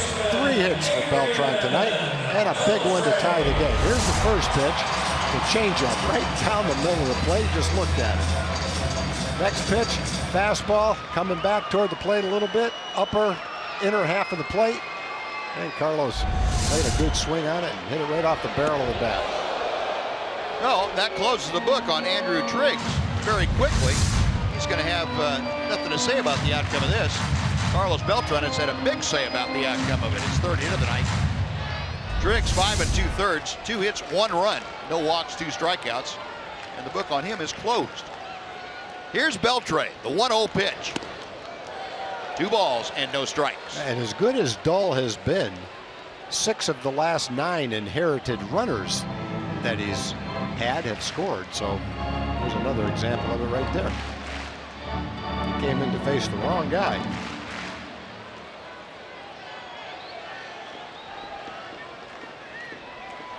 2-0 to Beltran. Slider in there for a strike, 2-1. Our analytics stat of the day for you. Inside pitches, Adrian Beltre is 3rd best in baseball, average-wise, 368. Steve Broder and Jose Altuve, they only higher averages. That was the point of contact on the inside pitch that he hit for the grand slam.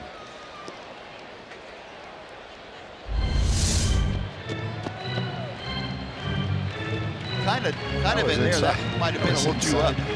That needed to come back about 3 or 4 inches to have a good shot at it. Oh, 2-2 now. Hit well to center field. Crisp retreating, has room. Right in front of the warning track, puts it away, and that'll do it. But Carlos Beltran with his 3rd hit of the night gets the run home for the Rangers. We're going to the 7th. It's the Rangers 1 and the A's 1 on Fox Sports Southwest.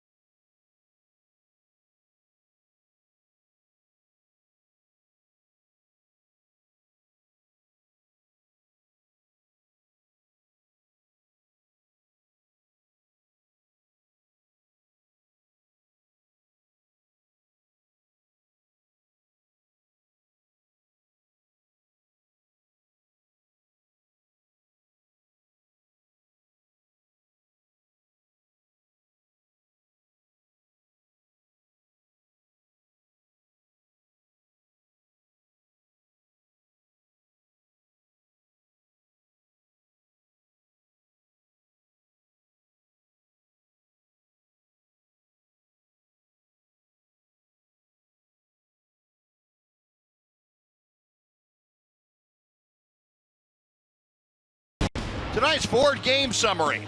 Alex Claudio doing yeoman work. Coming in the 3rd inning, working through the 6th inning. Sending the A's down, and then was Carlos Beltran tying the ball game with his 3rd hit of the night in the 6th inning. A 1-1 game as we go to the 7th. A's 5 hits, Rangers 3 hits, all of them by Carlos Beltran. And Andrew Triggs will have no decision tonight, although he accounted for his longest outing as a professional, longest start as a professional. Only his 3rd big league start. Here's Jake Diekman taking over. Diekman, his 50th appearance of 2016. 3-2 with a 3.07. League hitting just 169 against Diekman. Although that opponent's batting average has been coming up a little bit of late. Not quite as sharp. Goes to work to the top of the order for Coco Crisp. He fires strike 1. Our Kubota Power Stats talking about Jake Diekman. 9 career games against the A's. He has allowed nothing. 8 innings of work. An .074 opponent's average. No hits in the last 24 innings of work. Jake's had some time off. He last pitched on the 11th, so this is 5 days of rest for him. Had a little bit of a command issue his last couple of times out.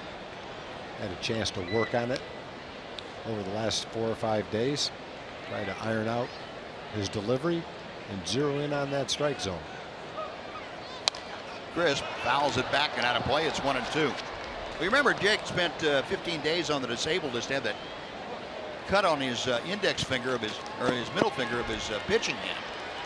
And since he's come off the disabled list, he's had 11 appearances, has been scored upon only twice, but those are the last 2 times out. He might have run into that wall that relievers sometimes run into at this time of the year. Mentioned the number of appearances for Diekman. This is 50th. Jake getting into uncharted territory as far as numbers of pitches that he has been asked to throw. 2-2 the count to Crisp, who is 1 for 2. Got him swinging. Backdoor slider. Looked good to swing at it when you started, and it didn't come down to the location you thought it was going to end up in. Kind of hung there on the outside corner, never came back in. That's that very famous backdoor hanger. Yeah. Usually put the Christmas holly on there, Christmas wreath on there. Wrong kind of hanger, I guess. All right, 1 out. Here's Danny Valencia. Valencia 1 out of 2. Forced in the lone A's run tonight with a walk in the 2nd inning. Had a single in the 1st, last time up, fouled out to Mitch Moreland.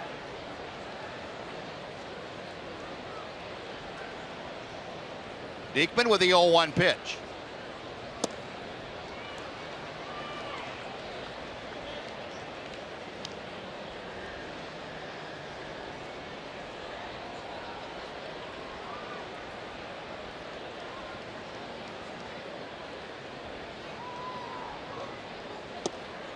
Two balls and a strike. So Valencia, the advantage in the count now. Jake Diekman falling behind 2-1.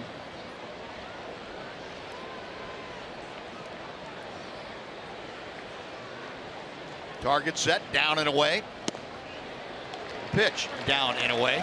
2-2.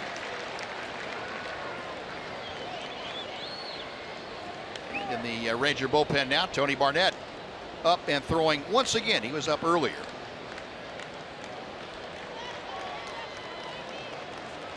Got him swinging. Diekman, back-to-back strikeouts to open up the 7th. Good job. I'm in the top of the lineup.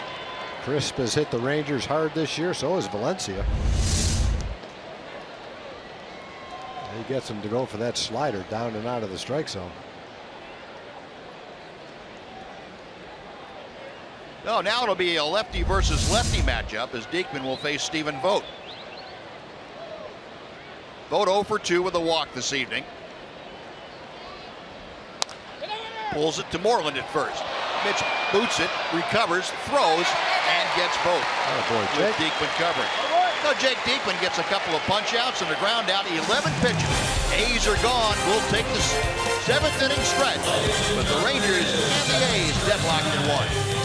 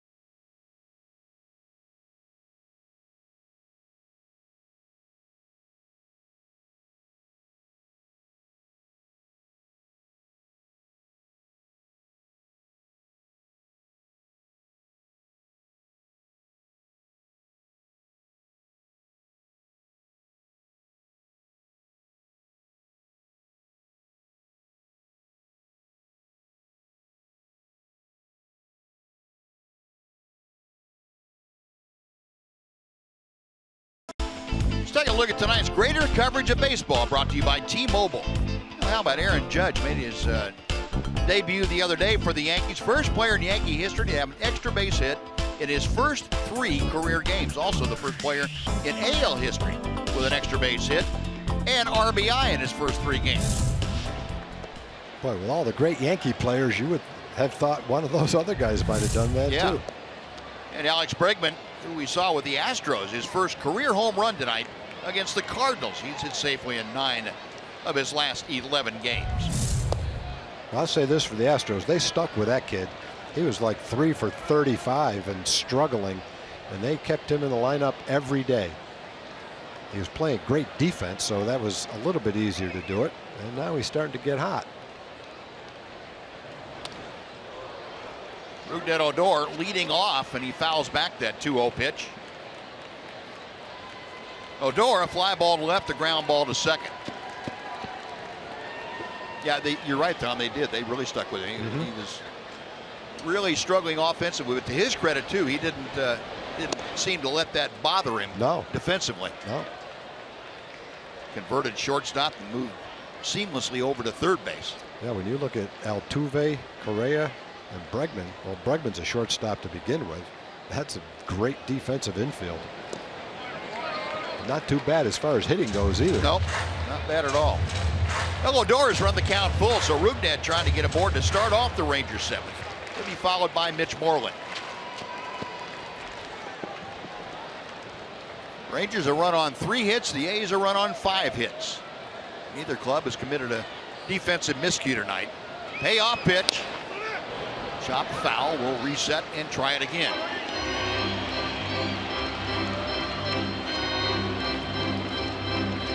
Odor a .277 average.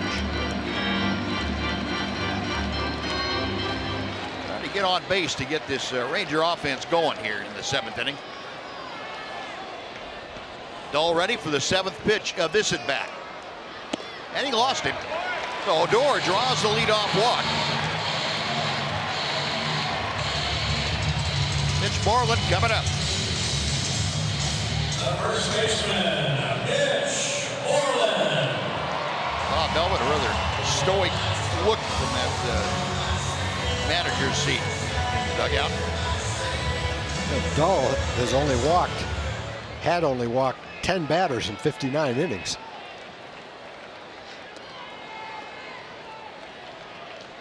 Seven pitch at bat that Rougned took for a walk for the guy that has the fewest pitches on average per at bat of anybody. Yeah, and you look at all those guys, you would think if you saw the fewest pitches that you might be struggling a little bit because you were swinging at bad pitches. All those guys are free swingers, and they're all having good seasons too. Well, here's Moreland. Mitch 0 for 2. Takes a strike. Jonathan Scope for the Orioles is having a very similar season to Rugi. He's hitting a few points higher, similar home runs, similar RBIs. Very good defensive player. There's some good second basemen in the American League. Yeah. Start with Altuve. Yeah, you start with Altuve and Cano, I think, and you go from there. Yeah. And Dustin Pedroia has been pretty good for quite a while. Kinsler. That's not even counting the young guys. Mitch kind of lunging at that, fouls it off. Now down in the hole with no balls, 2 strikes.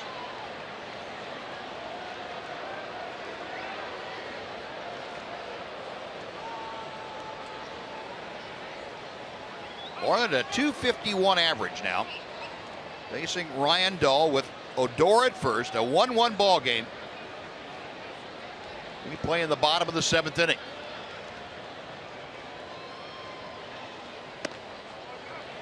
One and 2. Moreland just one previous matchup against Ryan Dahl. Dahl got the better of that one as Moreland grounded out.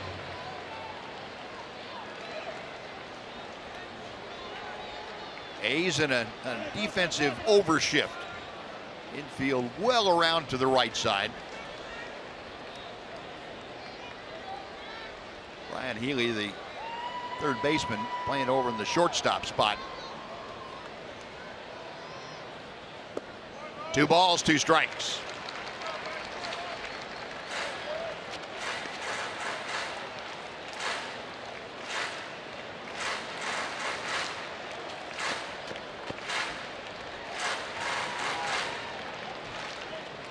Ryan Dahl came on in the 6th inning, gave up the game-tying RBI single to Carlos Beltran.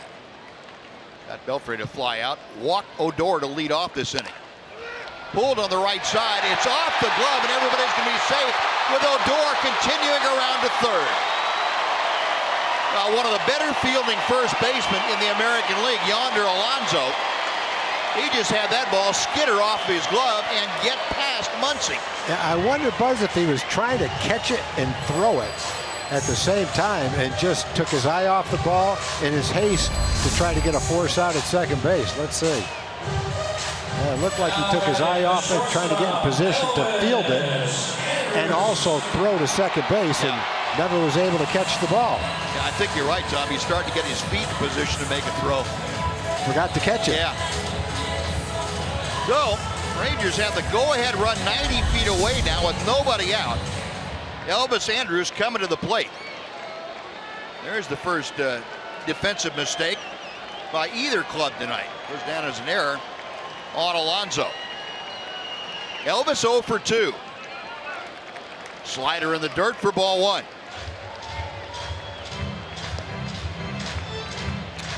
They started off playing some shaky defense early in the season, but they've been playing pretty good defense recently. The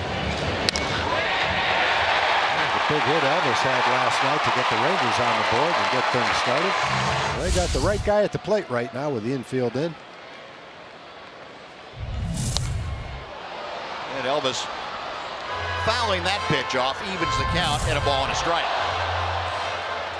Highest averages this year with runners in scoring position. Elvis, 5th best at 371 mark. Escobar, Ramirez, Altuve, and Betts in front of him. But a chance here to get the Rangers on top for the first time tonight. 1-1 game. Odor at third, Moreland at first. 1-2.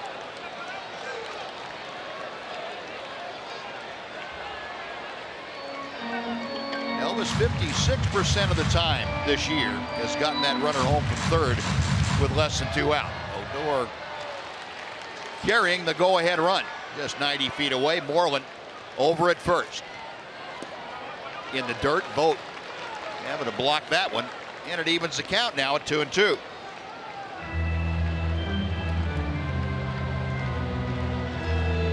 Ryan Dell, who played his collegiate ball at the University of North Carolina, Asheville. Fairly small baseball program, but he has come up big for the A's. Right-hander is ready. High and tight, 3-2. Now Elvis with the full count now. He is the number 7 hitter. Ryan Rua will follow.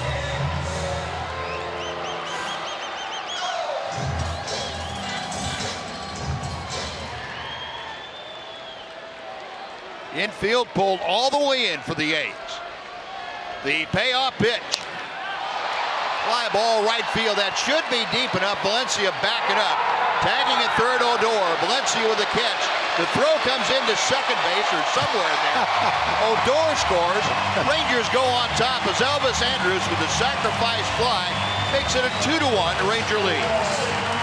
Good job by Elvis. He was trying to hit the ball the opposite field all the way to stay on the ball.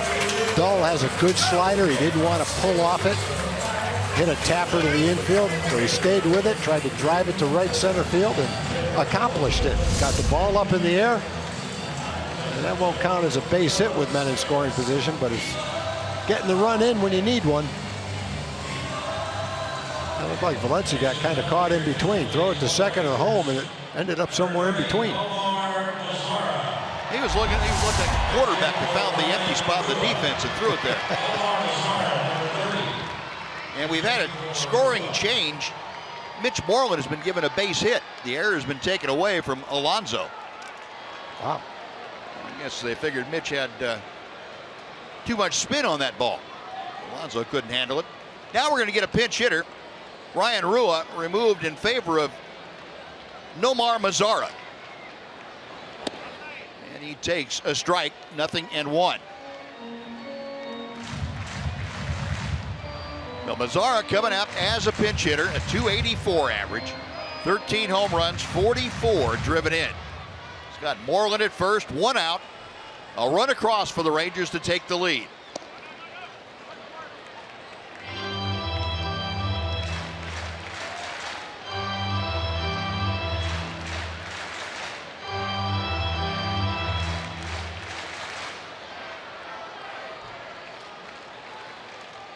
Moreland inching off the bag at first. Ryan Dull to the plate. 1-2.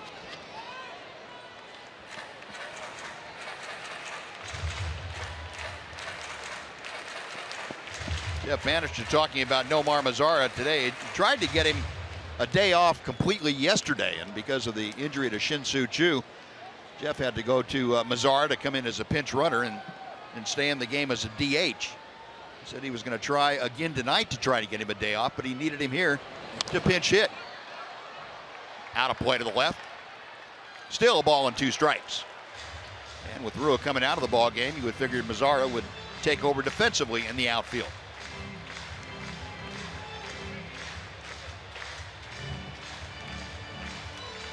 Facing Ryan Dull, who's about ready to throw his 30th pitch of the night. And that's of concern for the A's. In the dirt. They're really trying to manage Dull's innings and pitches this year. He has gotten into uncharted territory, and Bob Melvin saying we really need to keep an eye on that because we don't want to take a talent like this and run him into the ground when we're not playing very well. This is going to be his 31st pitch. No one warming up in the bullpen. 2 balls, 2 strikes. And we'll try it again.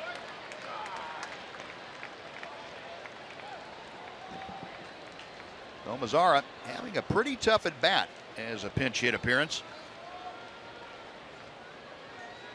Infield straight away for him. Outfield in a similar fashion. Coco Crisp maybe a step toward right center.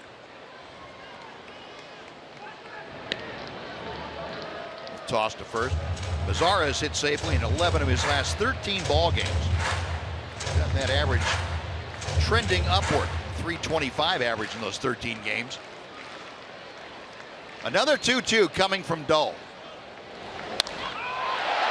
Center field, Crisp on his horse going back at the wall, and he makes the catch. Moreland retreats all the way from second back to first. Mazara gave it a ride, but Crisp able to run it down right at the paddock. That second ball hit well like that. Beltre also hit one to the wall in right center field.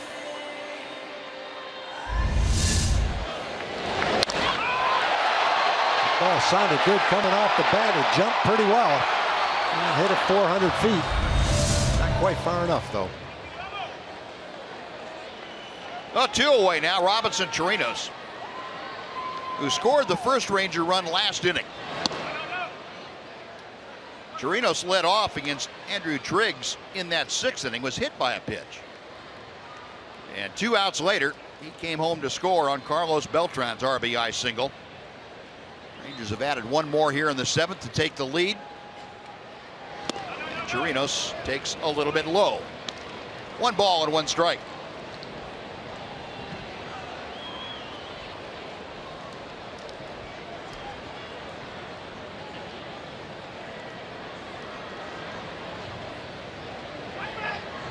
Dull will drive Moreland back.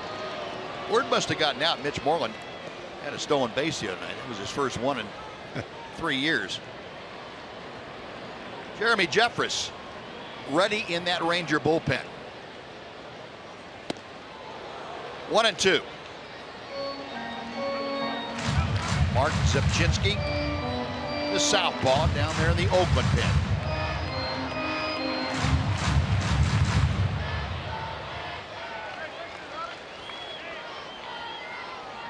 Now Dull okays the sign.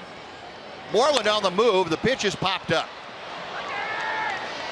Semien, the shortstop, puts it away. That'll do it. But Rangers take the lead. They get a run on a hit, a walk, and a sacrifice fly. We're going to the 8th inning. It's now the Rangers 2 and the A's 1.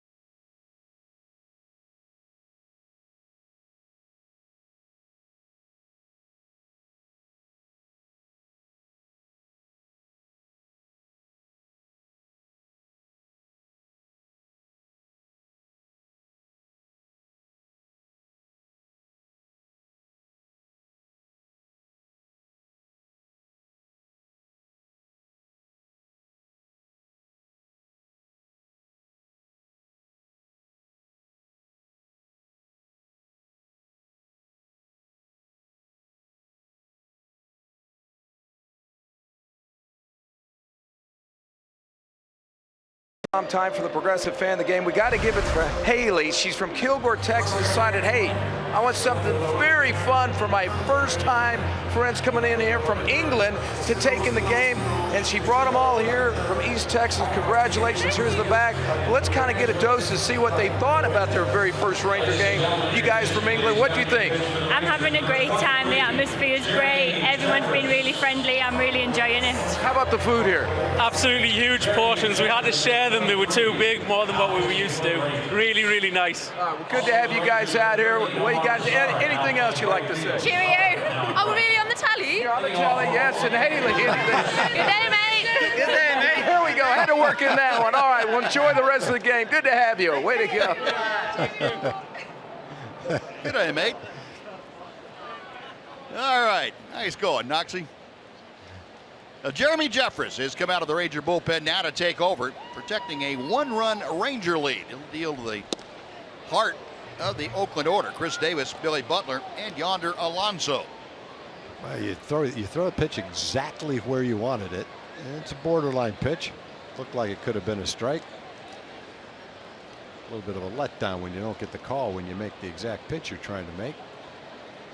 Might have to get it up a little bit. That is a foul tip strike. It is 1-1. Jeffress, the 28-year-old, on now. We saw Jeremy against Detroit 4 days ago. Worked an inning with just a walk in that ball game. Got his fifth hold as a member of the Rangers. 27 saves in Milwaukee. He was their closer. High chopper Beltre near the bag at third. 1 out. No, 1 away. And before Billy Butler steps in, let's send it over to John Radigan for a Chevy game break. Designated hitter Billy Butler.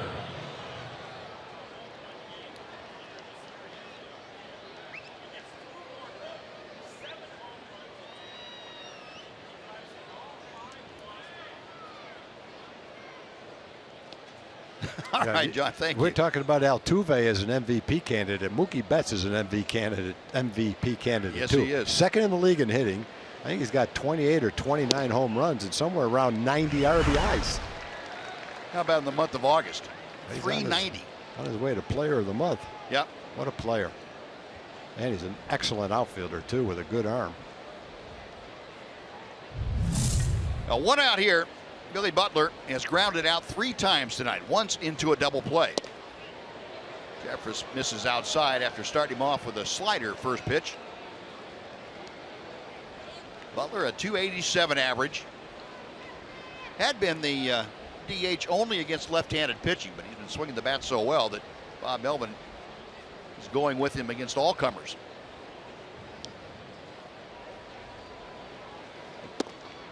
Two and 1.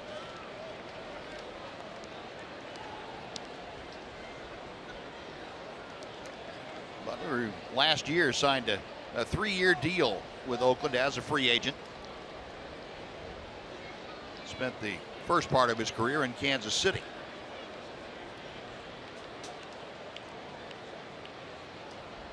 Look at that thing. How in the world you get on top? That had to move a foot. I think Billy Butler thought that was a strike when he swung at it. Dive bombed out of the strike zone. Hey, between Jeremy Jeffress and Sam Dyson, there are going to not be any worms left at all in front of home plate here at Globe Life Park.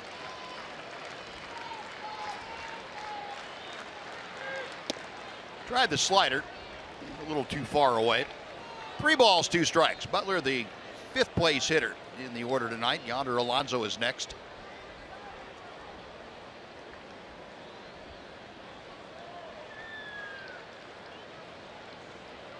Jeffress appearing in his 7th game in a Ranger uniform.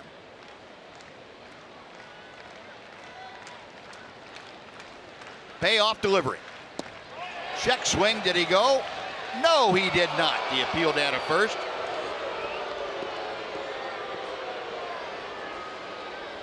Irwin Danley down there. A belated request for his interpretation. He said no swing. Well, it's a 1-out walk. First baseman Yonder Alonso.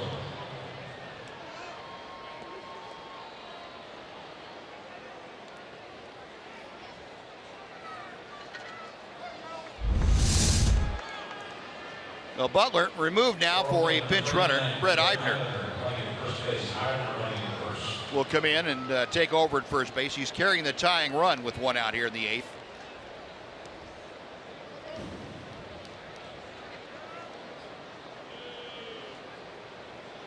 So 1 on, 1 out. Yonder Alonso 0 for 3 tonight with a couple of strikeouts.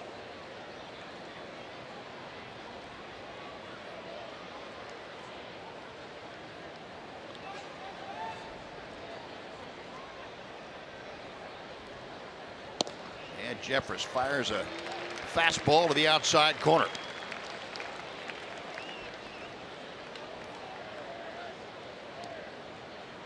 Alonso spent a lot of his time with the San Diego Padres. Always noted for defense.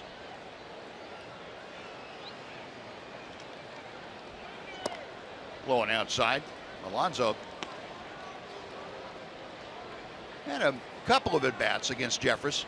Got a base hit off him and singled his last time up.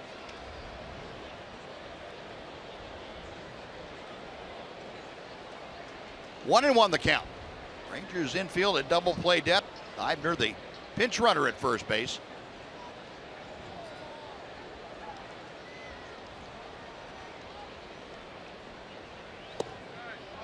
Took something off, and it was a bit low. 2 and 1.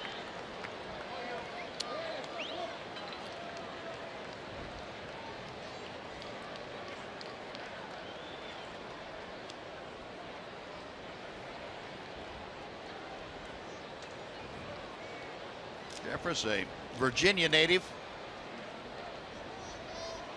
goes into that stretch position and checks first.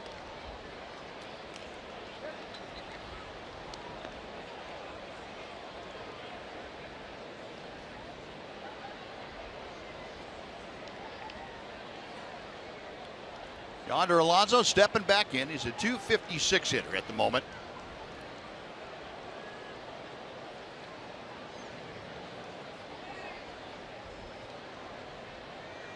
Eibner on the move. The pitch fouled away. So the A's trying to get some holes opened up by starting the runner. And they'll have to reset now, and the count goes to 2 and 2. When you're trailing by a run, you have a lot of confidence in the hitter to make contact in that situation. Yeah, I wouldn't waste my time with a changeup or a slider right here. I'd throw that 97-mile-an-hour sinker, try to get a double play.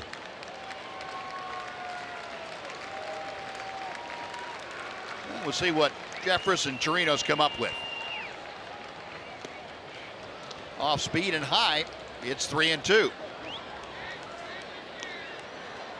Yeah, I'm kind of with you, Tom. He got that kind of pitch. The last 3 fastballs he's thrown has been the sinker to Butler that he missed by a mile. Then the fastball to Alonso that he was late on. Doesn't seem like they're catching up with that 97-mile-an-hour turbo sinker. Payoff pitch on the way. Rip foul.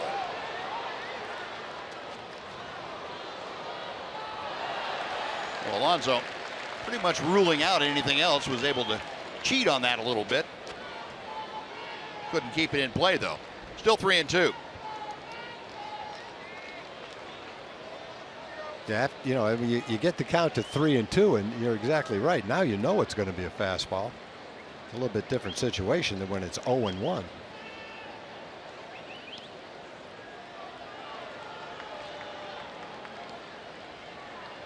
Alonso waiting. Jeffress gets the sign. Runner on the move, ball 4, and there are 2 aboard for Marcus Semien.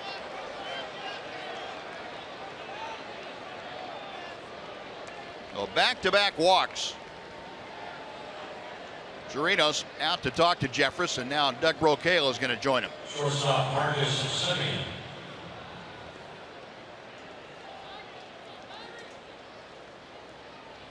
Rougned Odor, Elvis Andrus kibitzing on the conversation.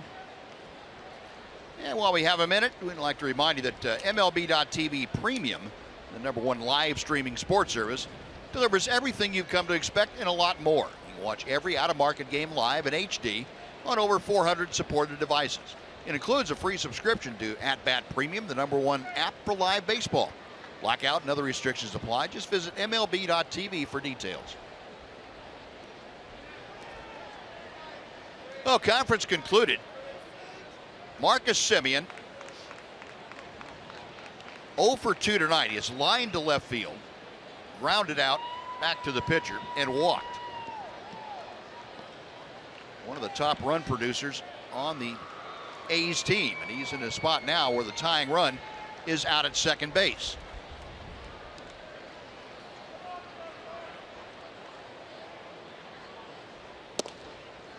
A little bit low for ball one. Semien has had one at bat against Jeffress in the past. He struck out against him. Runners in scoring position this year. Semien, a .269 hitter.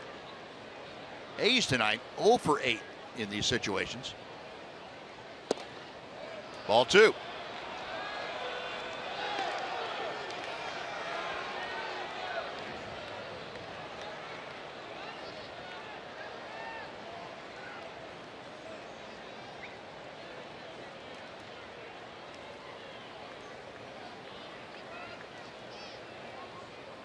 Jeffress, a long look in. Semien waiting for the 2-0 pitch.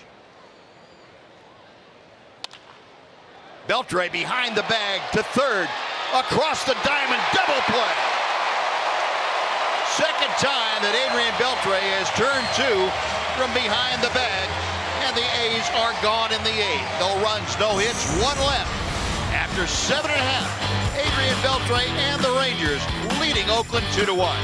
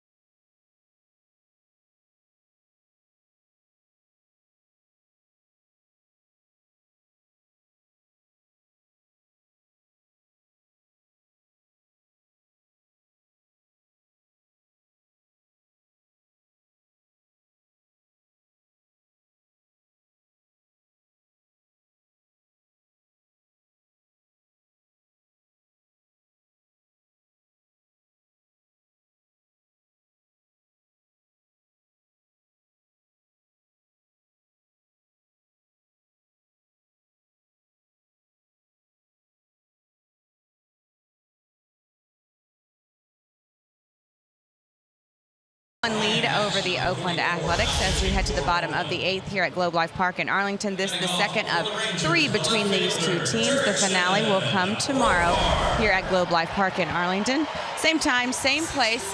Coverage starts at 6:30, 7:05 first pitch. Yu Darvish and his ridiculously good numbers in his last 5 starts going up against Marcus Semien. Also Yu Darvish, the birthday boy today.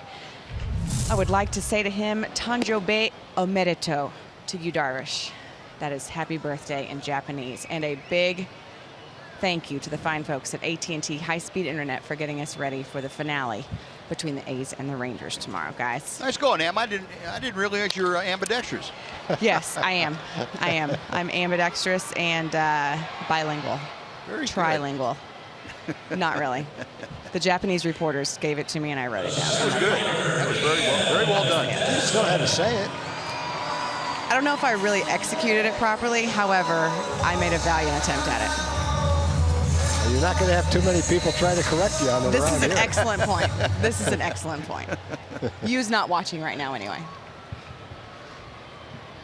I think he'd appreciate the effort. I yelled it at him at in the clubhouse. Did you? So yeah, he's well aware of my attempts. And he knew what you were saying, right? He corrected me quickly. That's but, okay.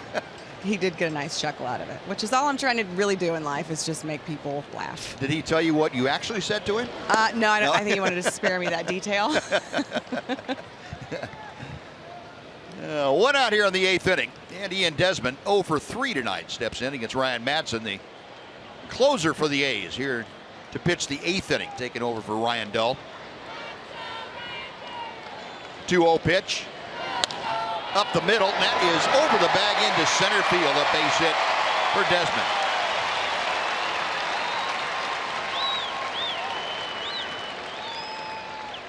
A 1 on, 1 out. Sam Dyson getting ready in that Ranger bullpen. Anticipation of working the top of the ninth. Ian Desmond now is 5 for 15 in his career against Ryan Madsen. So Desmond at first. Carlos Beltran. The A's have had no answer for Carlos tonight. Beltran is 3 for 3, 2 singles, a double, and an RBI.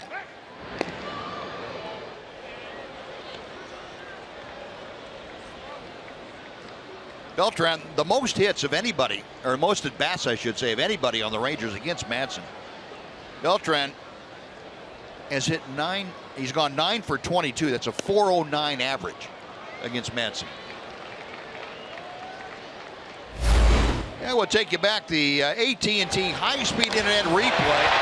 Carlos Beltran in a 1-0 game drives home the tying run with that solid knock to right field. For Beltran, his 70th RBI of the year, his 6th as a Ranger. Hitting here against Madsen, 1 on and 1 out.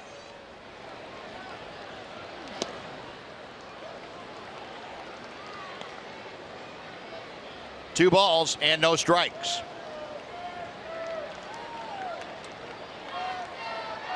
Beltran, in those 9 hits that he's had off Madsen, 4 home runs, 6 RBI. Well, he has been a deviler of Ryan Madsen. Had a pretty good hack at that and pops it up. Foul territory. That's going to be back right on the roof of the A's dugout. 2-1.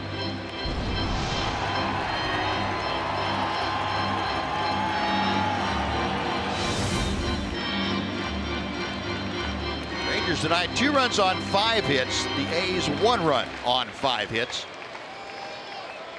Madsen, the 3rd pitcher, used by Bob Melvin tonight. Andrew Triggs, the converted reliever, had 5 2/3 innings. There goes Desmond. The pitch is high. The throw is late. Desmond swipes second. For Ian, his 18th stolen base of the year.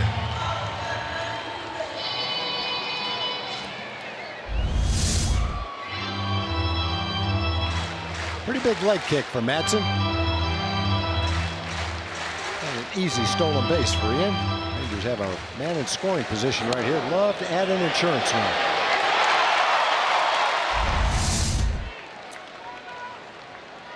That's 3 balls and a strike to Beltran.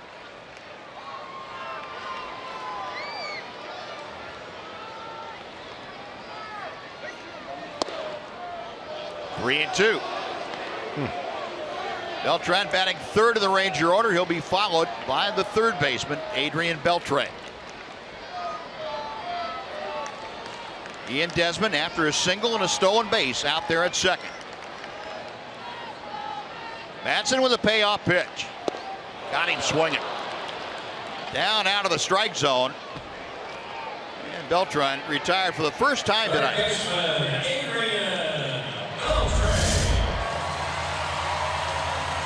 Well, threw him a changeup on the 3-2 pitch. 3-1 pitch was borderline at best.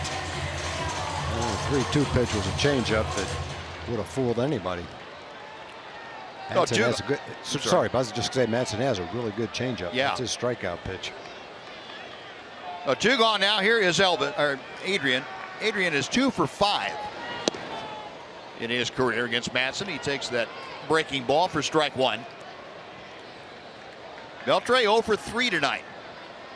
Ground out and 2 fly balls to center.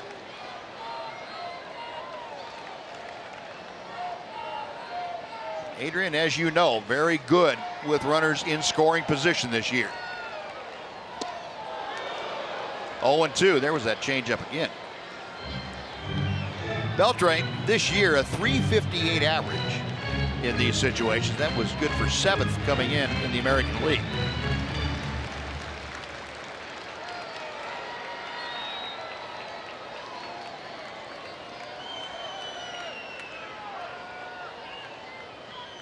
Got him swinging. Manson a couple of off-speed pitches and then high heat, and that'll do it. Rangers get a hit, but strand a runner. We are going to the 9th inning at Globe Life Park in Arlington. It's Sam Dyson time. Rangers leading 2-1.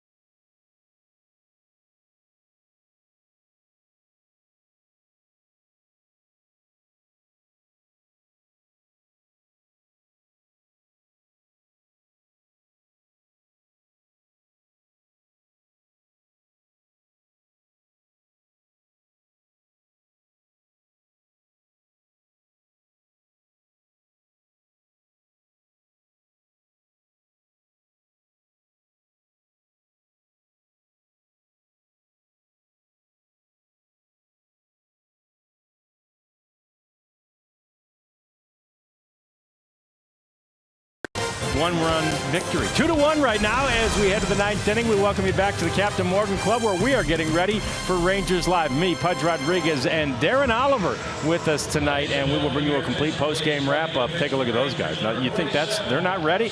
They're ready. They are all over it. We have post-game for you coming up right after this thing with lots of reaction from the clubhouse and from the manager. Of course, Buzz and Tom join us. We'll hear from Noxie, too. It's all right after the game. Rangers Live, guys, coming your way next. All right, John, first a little bit of business to take care of. Sam Dyson, who got his 27th save of the year last night, on again here this evening. Dyson will face Ryan Healy, Max Muncy, and Coco Crisp. See Dyson 27 out of 30. Drew Stubbs now in left field, taking over for Jurickson Profar. Omar Mazara still out there in right. Well, here's Sam Dyson. Ryan Healy is 1 for 3 this evening. Healy has singled and twice he has grounded out, and Dyson pours in strike 1. Last night, Sam Dyson faced Valencia, Chris Davis, and Billy Butler. Gave up an infield single to Valencia. Chris Davis hit into a double play, and then Butler grounded out to end the ball game. That's out of play. 0-2 to Healy. And hopefully Sam Dyson won't have to worry about Davis or Butler tonight. And maybe not even Valencia. Valencia's due up 4th. Rangers leading 2-1. Another tight ball game here this evening. Rangers trailing until the 6th when they tied the game. Took the lead in the 7th. Call strike 3. Low outside corner. Healy dejectedly Takes a U-turn at home plate, heads back to the dugout. 1 away. Big out number 1 in a 1-run game. Borderline pitch. It came back and just touched the outside corner. Tough pitch. Now Dyson, who gave up a hit but no walks or strikeouts last night, has a punch out of the first hitter he faces. Here's Max Muncy. Ball 1 is a bit low. Muncy tonight has walked, struck out, and grounded out.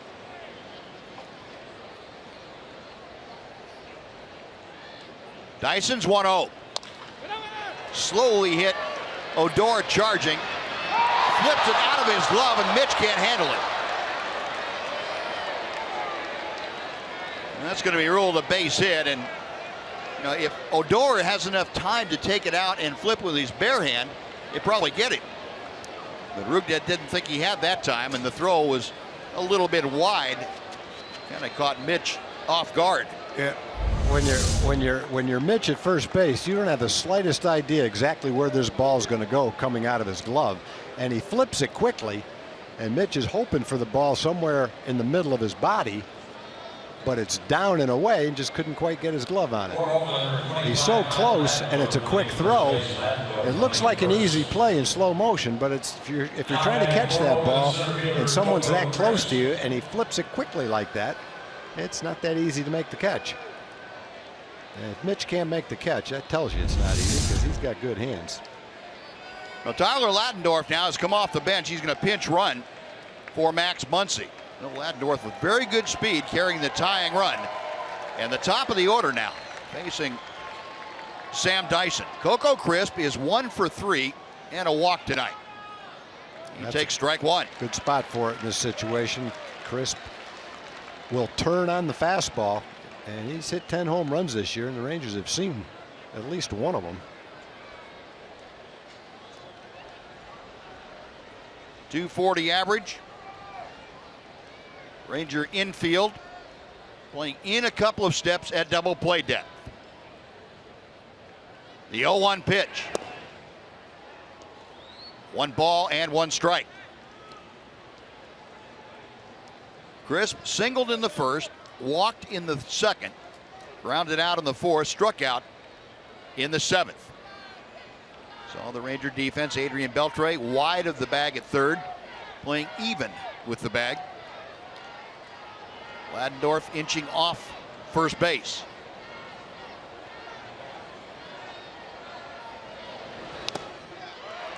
One ball, 2 strikes.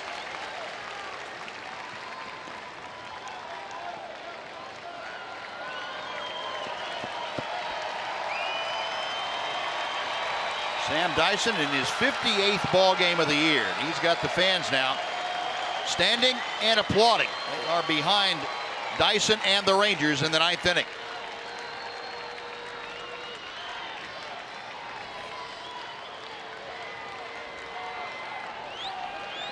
Chirinos flashing the signs out. Dyson picks 1 out. 2-2.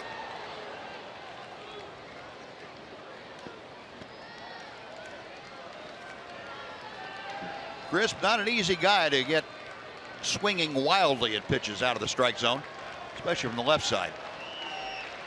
And a pretty good eye up there. He understands what the situation is. Outfield, as you saw, playing straight away and relatively shallow. Just in case Ladendorf had any ideas of taking off to second.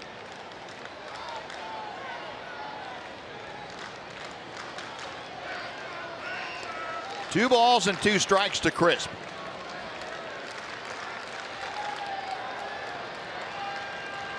Dyson back to the plate. Full count.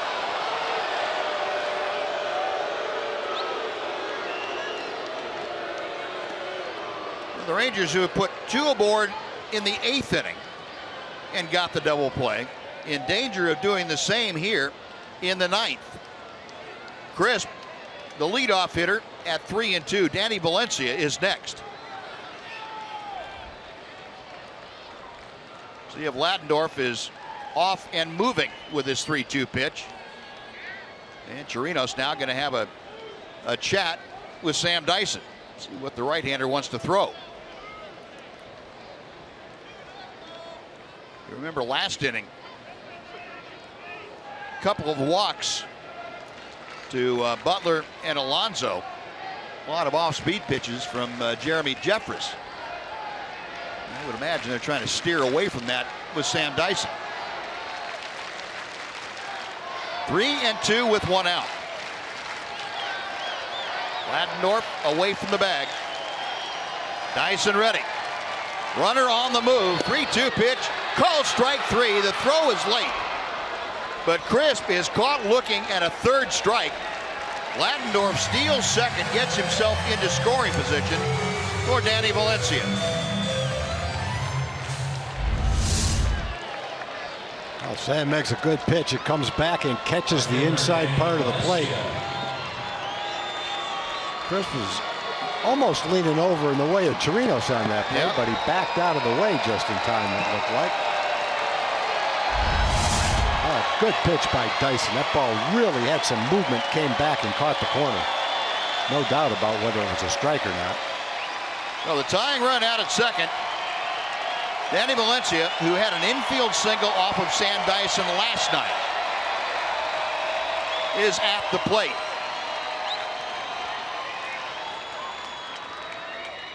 And Joe West apparently saying something to the Ranger dugout about, no, you can't challenge that if that's what they were thinking about.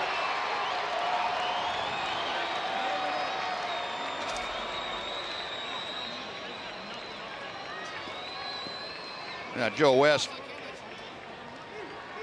gets an explanation from Jeff Bannister, and okay, let's go ahead and play, and we can talk about it over dinner sometime. You're buying. Yeah. 2 outs. Ladendorf at 2nd base. Valencia 1 for 3 tonight. Has an RBI.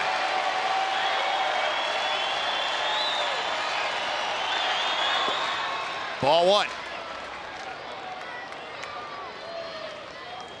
Valencia's single came back in the 1st inning. Was a pitch away. And he lofted one into right field that fell for a base hit. Numbers in scoring position for the club tonight. Sam Dyson going for his 28th save of the year. 1-0 pitch. 2 balls and no strikes.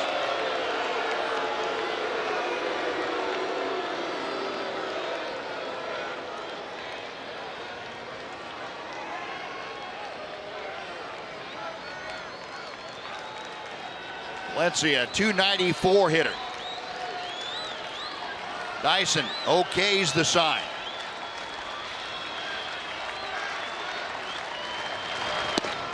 And fires a strike to the outside corner. 2-1.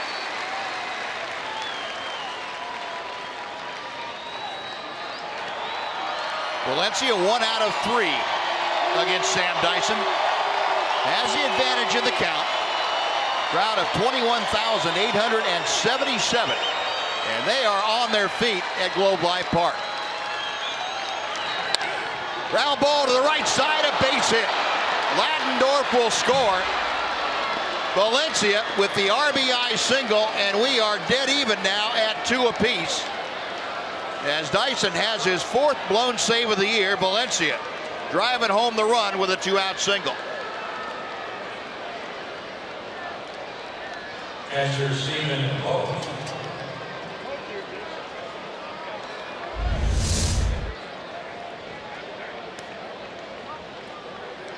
Now you got a pitch that it can at least make some solid contact with, and then it's just a matter of what direction it goes in. Roogie was shading him toward the middle, and he hit it right straight to 2nd base for a base hit. No, the A's have come back with a 9th inning run. Now Stephen Vogt up there. Vogt is 0 for 3 tonight. Ball 1. Vogt walked back in the first inning. Since then, his flight out, popped out, and grounded out.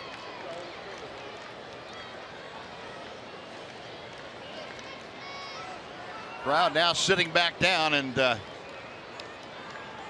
of a hushed tone is settled over Globe Life Park. Base hit to center field. Valencia to second will stop there. Back-to-back 2-out hits off Dyson. Well, the go-ahead run in scoring position now for Chris Davis.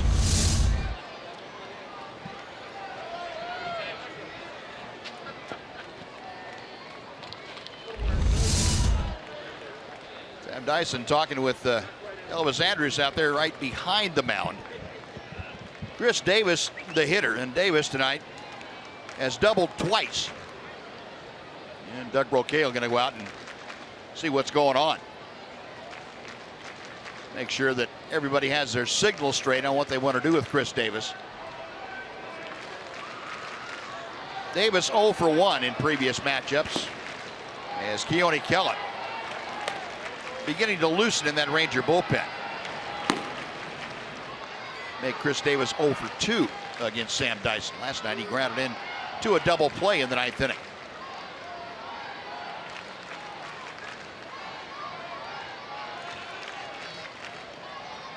A 2 on with 2 out. A run across here. The A's have tied the ball game at 2. Sam Dyson trying to give the Rangers a shot to win the ball game in the bottom of the 9th.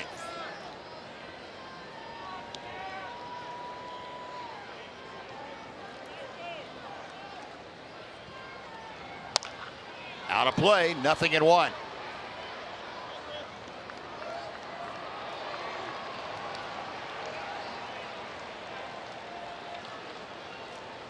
Chris Davis at .254 average, 75 RBI. That's the high water mark on the A's club, as are the 30 home runs.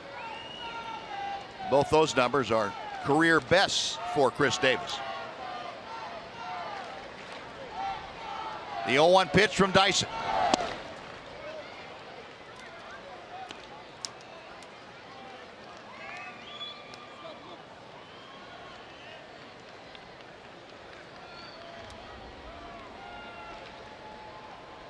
Sam getting ready to throw his 20th pitch of this inning.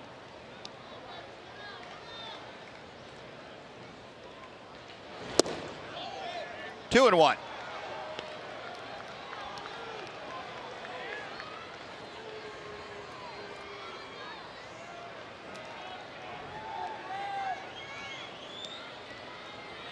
Dyson gave up a 1-out single to Max Muncy.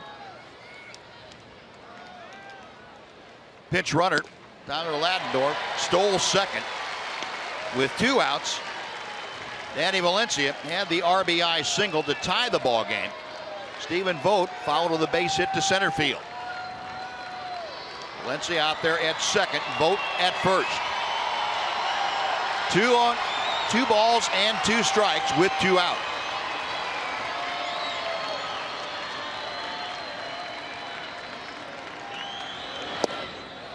Full count. Now the runners will be off and moving with the next Dyson pitch. And if Davis is able to keep this 9th inning going, Red Eibner, who came on as a pinch runner for Billy Butler, is in the on-deck circle.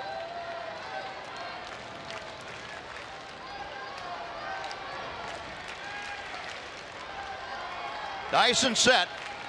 The 3-2. Got him swinging. Now Dyson gets the strikeout. He ends up striking out the side, but the A's get a run to tie the game on 3 hits. They lead 2. Bottom of the 9th coming up. Rougned Odor, Mitch Moreland, and Elvis Andrus in a 2-2 game.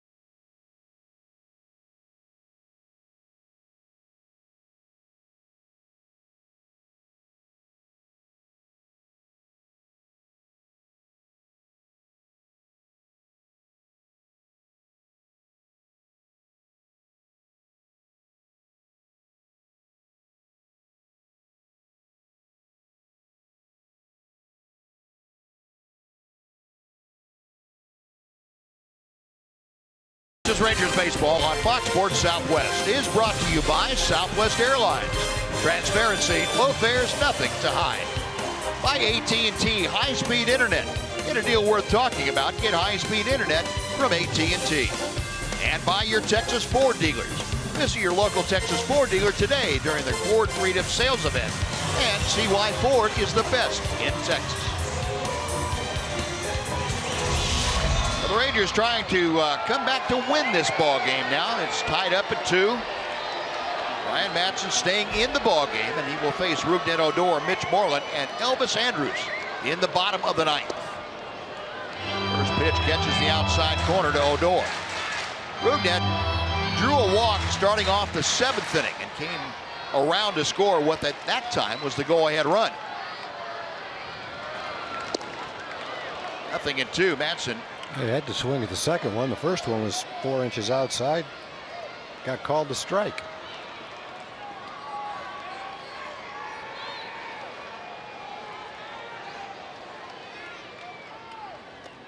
That one in the dirt. 1-2 to Odor.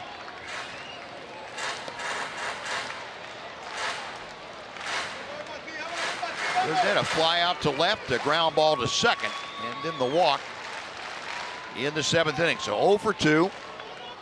Currently hitting at .277. Tyler Ladendorf now playing second base. He scored the tying run. That's 3 straight strikeouts for Ryan Madson. First out here in the 9th inning. Similar pattern on all 3 of them. Off speed, off speed, off speed, and then the high fastball. Mitch Moreland will step in.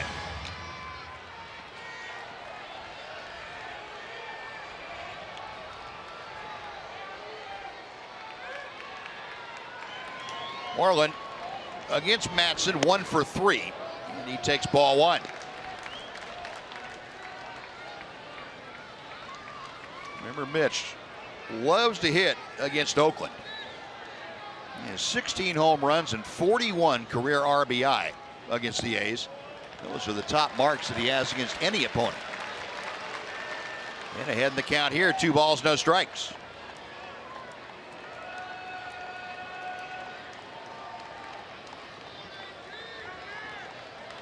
$14 last at-bat wins this year. That's second most in the American League. 2-1 on the foul ball. Jeff Bannister.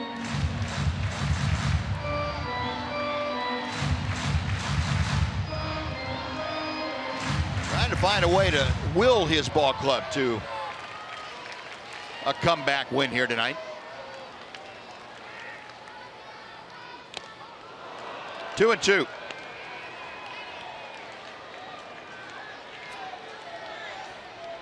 Mitch had the infield single in the 7th inning. Off the tip of the glove of Yonder Alonso. Other than that, Mitch has grounded out and popped out. Fouled straight down. We'll try another 2-2 pitch.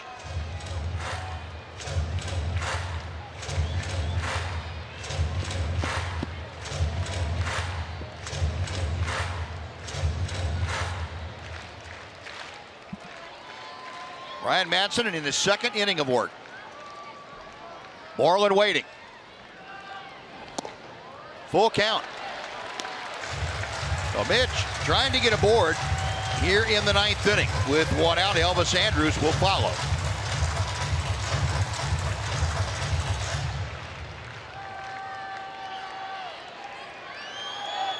Madson okays the sign, the 3-2 pitch. Off the end of the bat, right back to Madson. 2 gone. The shortstop, Elvis Andrus.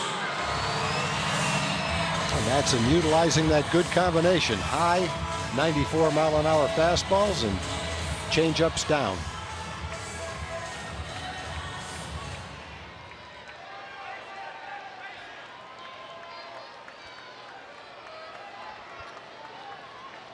Elvis drove in the go-ahead run in the 7th with a sacrifice fly. 0 for 2. 1 ball, no strikes. Elvis 1 out of 1 against Madsen.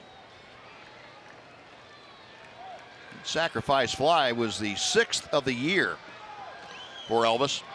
Came into the game tied for 6th in the American League in those, as he takes high 2-0.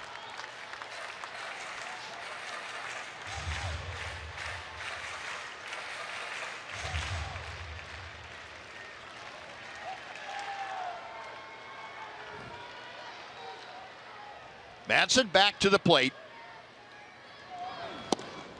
2-1.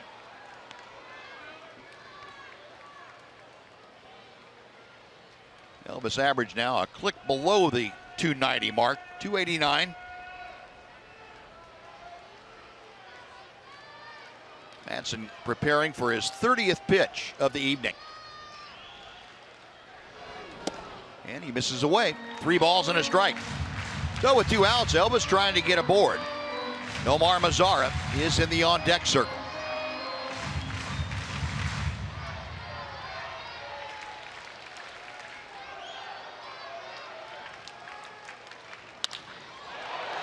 Semien throws out his counterpart, and we are going to go to extra innings. Rangers go 3 up, 3 down in the 9th. On to the 10th here at Globe Life Park. Rangers 2, A's 2 on Fox Sports Southwest.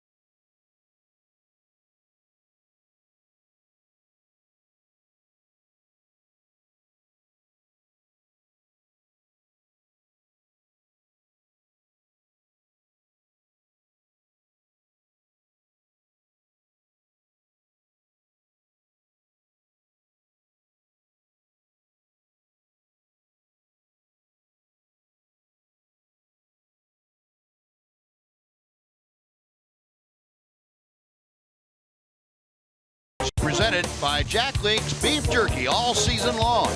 Jack Link's Beef Jerky, feed your wild side. Well, we go to the 10th inning, and Keone Kela has come out of the Ranger bullpen to take over.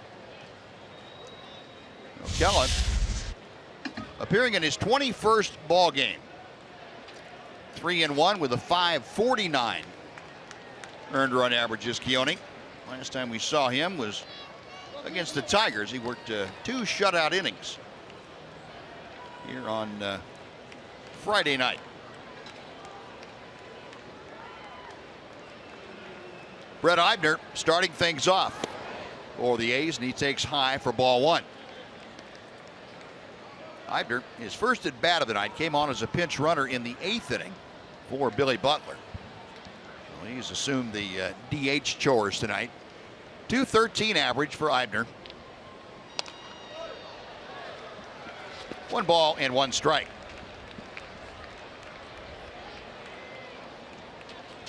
Extra innings this year. Rangers are 4-5. They are 1-1 here at home. The A's 5-3. They are 3-2 on the road. Check swing. The appeal to first. No swing, says Kerwin Danley. It's 2-1.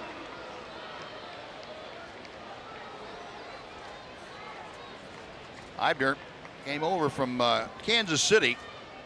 Deal that sent Billy Burns over to the Royals.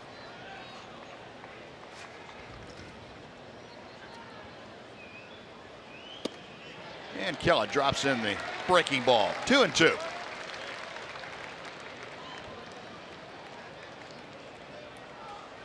Keone, 28 strikeouts this year in 19 2/3 innings.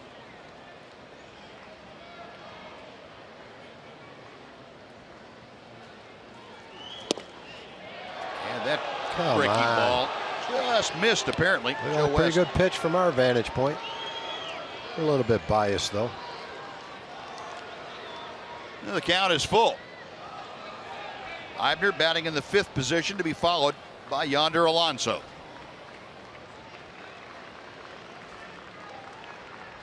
Payoff pitch from Keller. Go ahead runs aboard with a leadoff walk.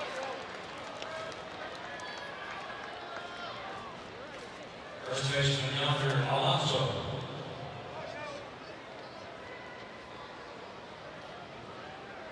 So Keller, who in his last outing had 2 walks and 3 strikeouts in the 2 innings, walks the first man he faces here in the 10th. And here's Alonso, 0 for 3 with a walk. He's also had a couple of strikeouts and a ground out.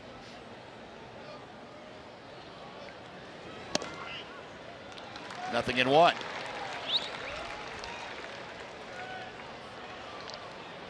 Alonso, a .256 average.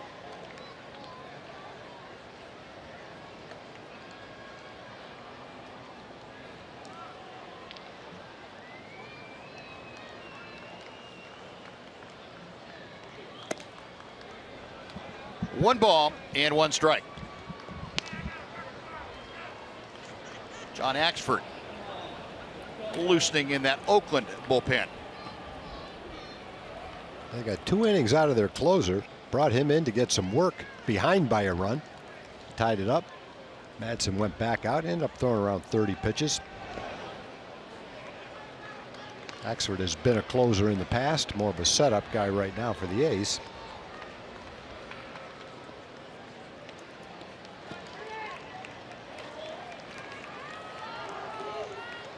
Alonso taking time getting back in the batter's box. He's settling back in. 1 ball and 1 strike.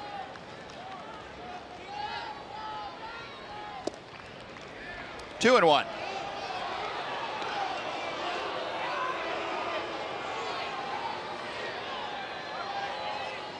Few of the fans have left, but the remaining ones not real happy with Joe West. Most of the ones that have remained are umpires.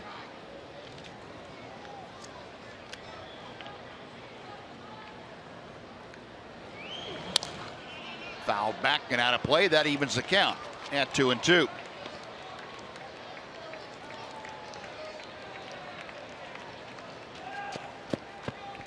Keone trying to put away Yonder Alonso.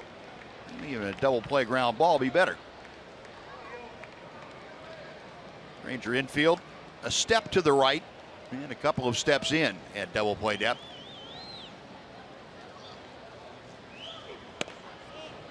Full count. Keone having a little trouble nailing down home plate, jumping around on him a bit. Alonso hitting 6th. Marcus Semien, the shortstop, is next.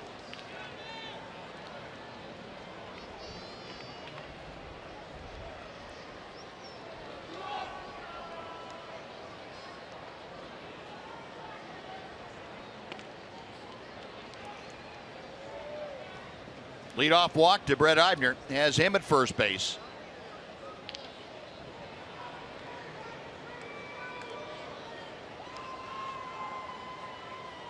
Eibner on the move. Payoff pitch, foul back. We'll reset and try it again.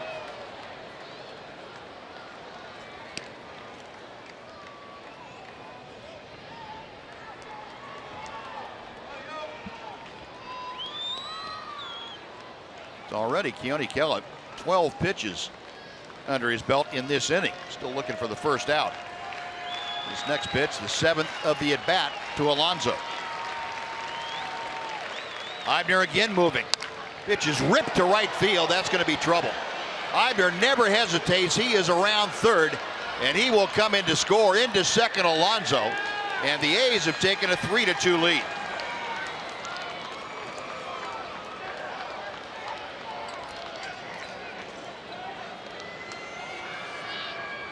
Under Alonso drives in his 40th run of the year. We got a fastball inside, well, actually lower part of the strike zone, center of the plate. He only had to throw a strike there. Nobody out, already walked one. Even though it certainly appeared that the 2-2 pitch was strike three. So A's have a 3-2 lead. Here's Semien. And the breaking ball is ruled strike one. Semien tonight has walked in 4 trips to the plate. 0 for 3 officially.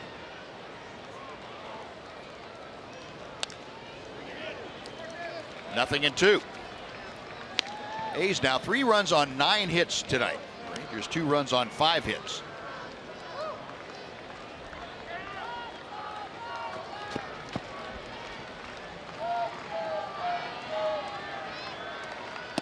Got him swinging. Semien down on strikes. That's the first out of the 10th inning. And Ryan Healy now will come up. Third baseman Ryan Healy.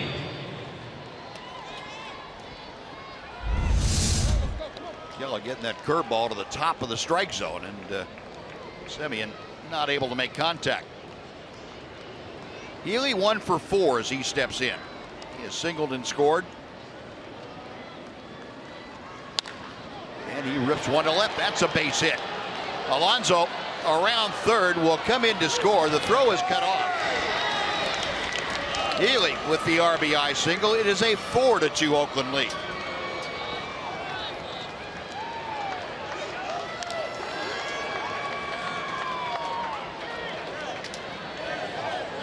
Second baseman Tyler Lattimore.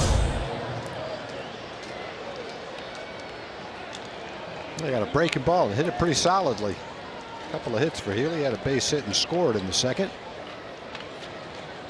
Drives in an insurance run here in the 10th. Oh, Healy at first, still just 1 out. Tyler Lattimore running up as if to bunt and takes a strike. Lattimore came on as a pinch runner in the 9th inning and scored the tying run on Danny Valencia's RBI single. Average at .064. 1 ball and 1 strike.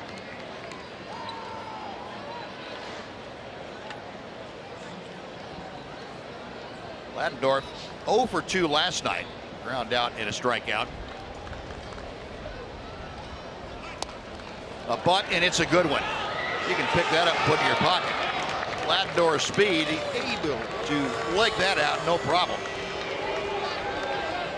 Bunt single, 2 aboard with 1 out for the top of the order.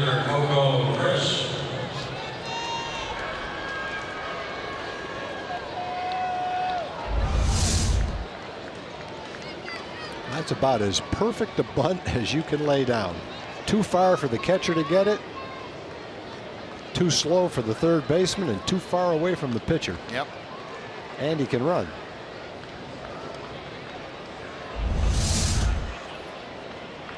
Lattimore just his 4th hit of the year for the A's.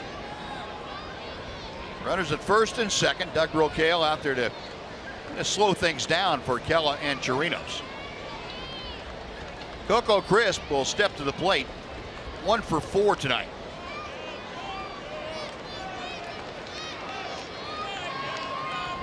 A 4-2 Oakland lead here in the 10th inning.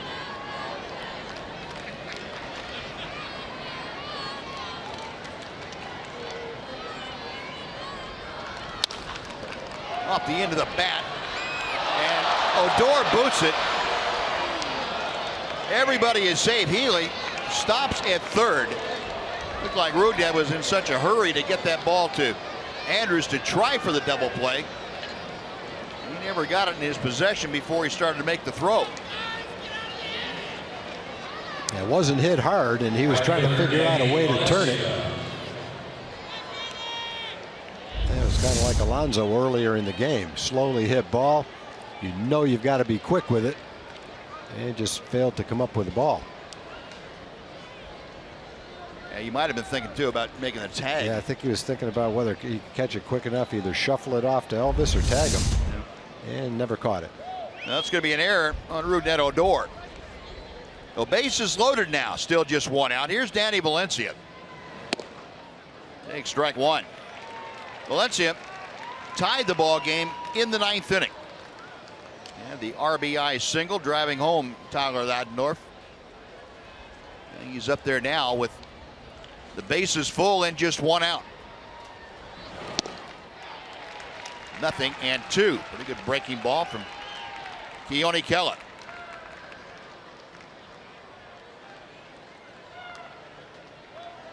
Kela trying to cap this inning right here.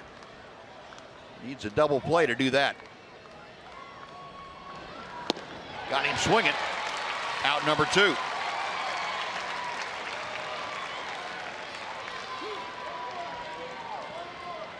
Catcher Stephen Vogt. Now Stephen Vogt will come up. Well, to pull off that breaking ball, Valencia's not too happy with it. Vogt has a single in 4 official trips. He's also had a walk.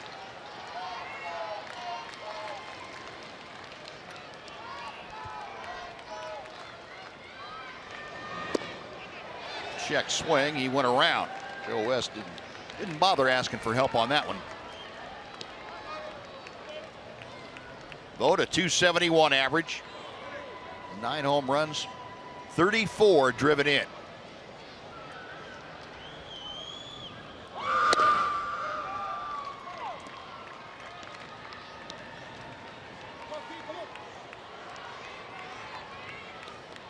Keone Kela working overtime now. The next pitch will be his 27th of the inning. 1-2.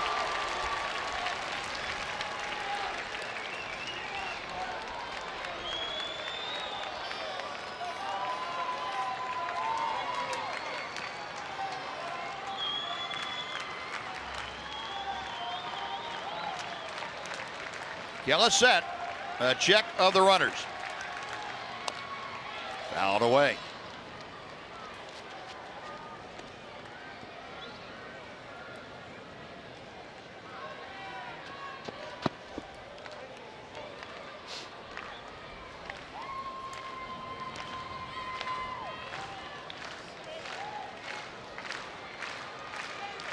Got Healy at third, Ladendorf at second, Crisp at first, and the pitch is high to even the count. Well, Keone now, with the next pitch, will have 30 in this frame.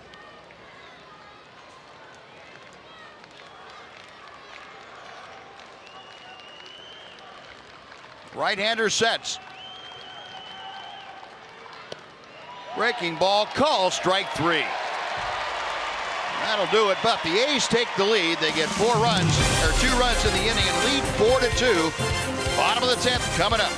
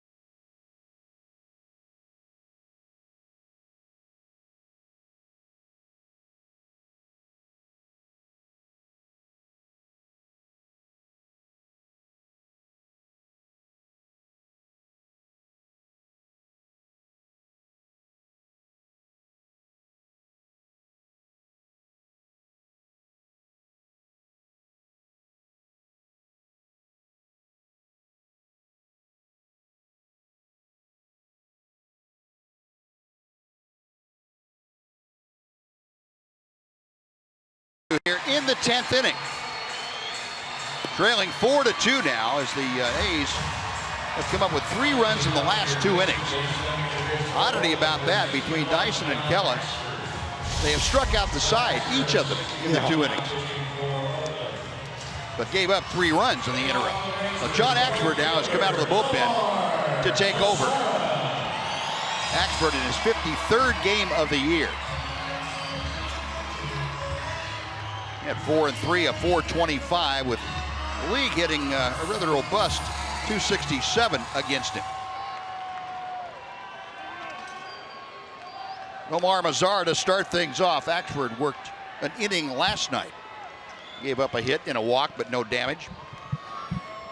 Omar will try and begin the path to change that here this evening.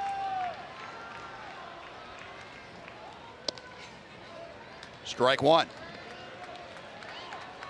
Mazar a pinch hit for Ryan Rua in the 7th inning and flied out to center.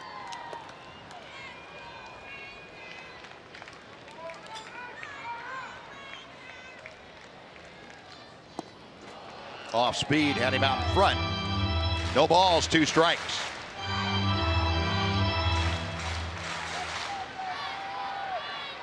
Mazar a .283 average as he faces Axford.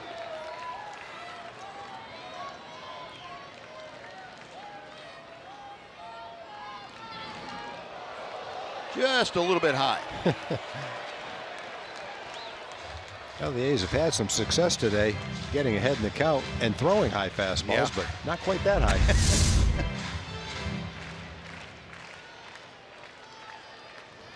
And people ducking in the 4th row up there.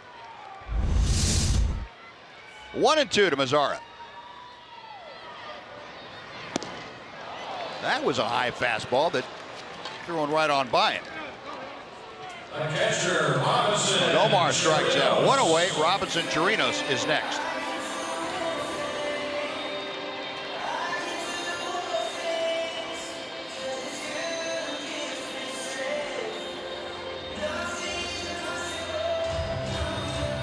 Chirinos tonight has been hit by a pitch, allowed him to get on base and score a run. He's 0 for 2 officially.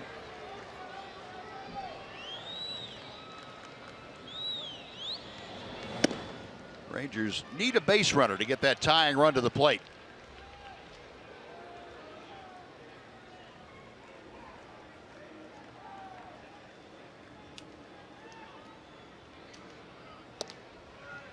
Two balls, no strikes.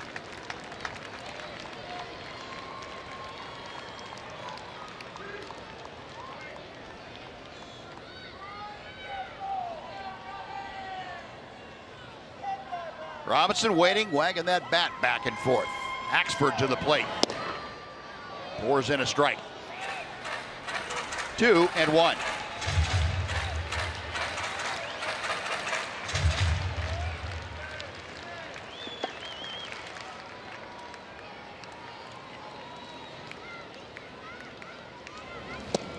Three and one. Well, Chirinos, 1 pitch away now from getting on base. That would bring the tying run to the plate. Drew Stubbs right now in that on-deck circle. Rangers also have Delano DeShields and Jonathan Lucroy. And Stubbs will be pulled back to the dugout as Chirinos gets the walk. And Jonathan Lucroy with the bat coming to the plate. Ladies and gentlemen, your attention, please. Rangers, number 25, Jonathan Lucroy. Pitching number 3 Stubbs. Jonathan Lucroy, number 25. Pitching for Lucroy to a pretty good ovation. The folks that have stayed here tonight would love to see Lucroy work some of his magic in this situation. Lucroy as a Ranger hit .250, but 6 home runs and 11 RBI in 13 games. Overall, at .294 mark, a career high 19 home runs. 0-1.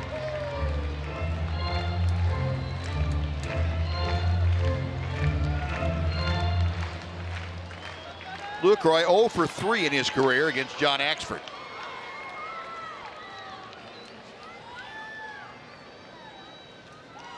The right-hander, a high set, the 0-1 pitch. 1 ball and 1 strike. That's a hard cutter, 94 miles an hour.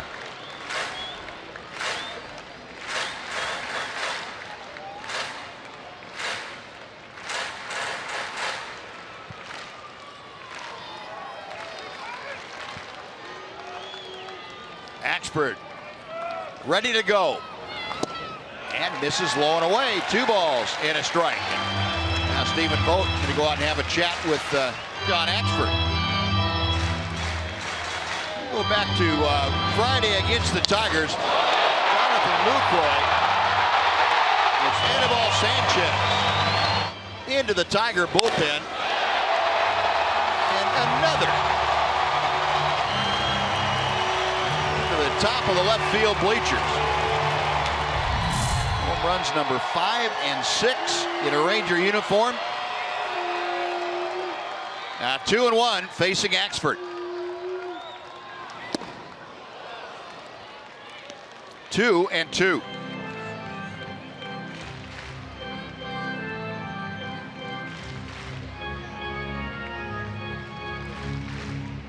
Axford can rush the ball to home plate. That last one 97 miles an hour. You gotta get that bat started pretty quickly. 2-2 with 1 out. 3-2. Lucroy trying to reach base to bring the winning run to the home plate. Ian Desmond is in the on-deck circle.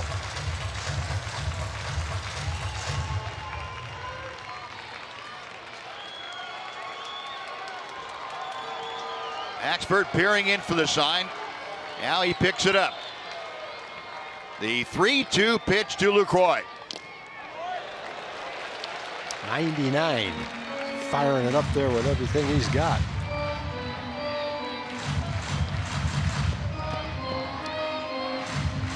Lucroy got to it. Yeah, good swing at it. Now we'll try it again. 1 out. Lucroy trying to get himself ready to hit that heater. Chirinos at first after the 1-out walk. Axford ready. High ball 4.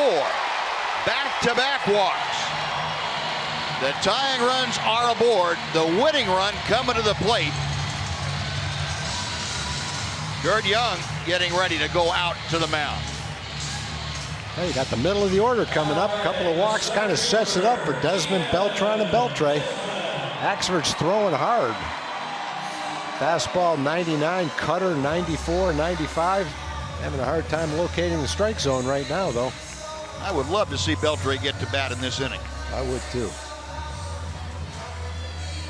Chad out there with the entire infield, along with the battery. Delino DeShields now has come off the Ranger bench. He's going to pinch run. He's carrying the tying run at first. So DeShields running for the pinch hitter, Lucroy.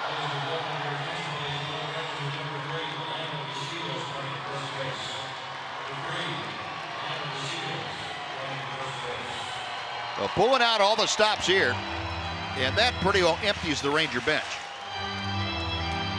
Nobody else left there, and it's going to be up to the main guys in the middle of the order to get it done. 2 on with 1 out. Ian Desmond singled his last time. He is 1 for 4 tonight. And he takes ball 1.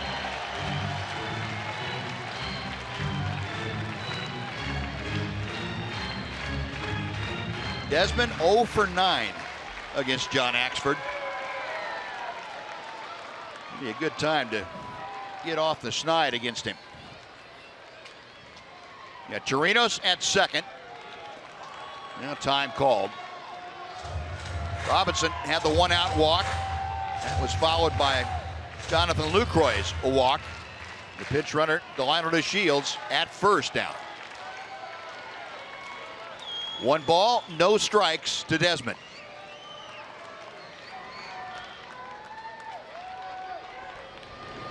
Inside, 2 balls and no strikes.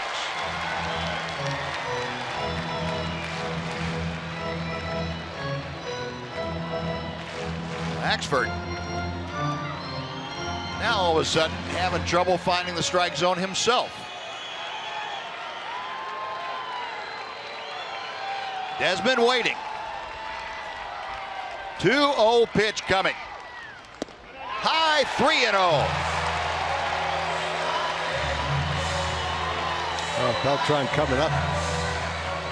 Almost have to take 2 strikes right here. See if he can throw 3 strikes in a row. Carlos Beltran in the on-deck circle. John Axford getting ready for his 20th pitch. He has thrown 12 balls and 7 strikes in the first 19. Well, that's after getting a strikeout to start the inning off. Right. The 3-0 coming to Desmond. 3-1.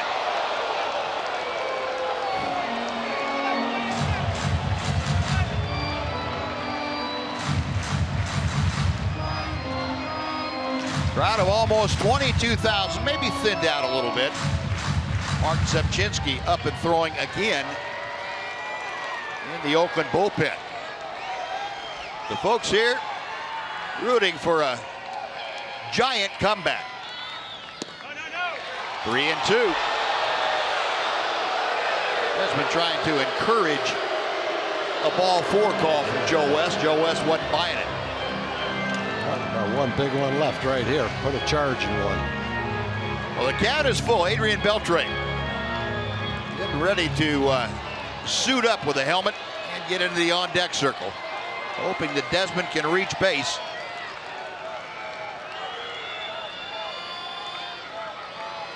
Three and 2. Axford ready. Outside ball 4, and that'll load him up for Carlos Beltran.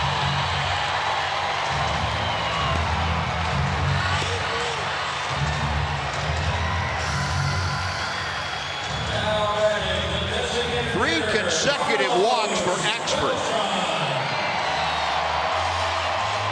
Chirinos, Lucroy, and Desmond all put on base with a base on balls, and that brings up Carlos Beltran, who is 3 for 4 tonight.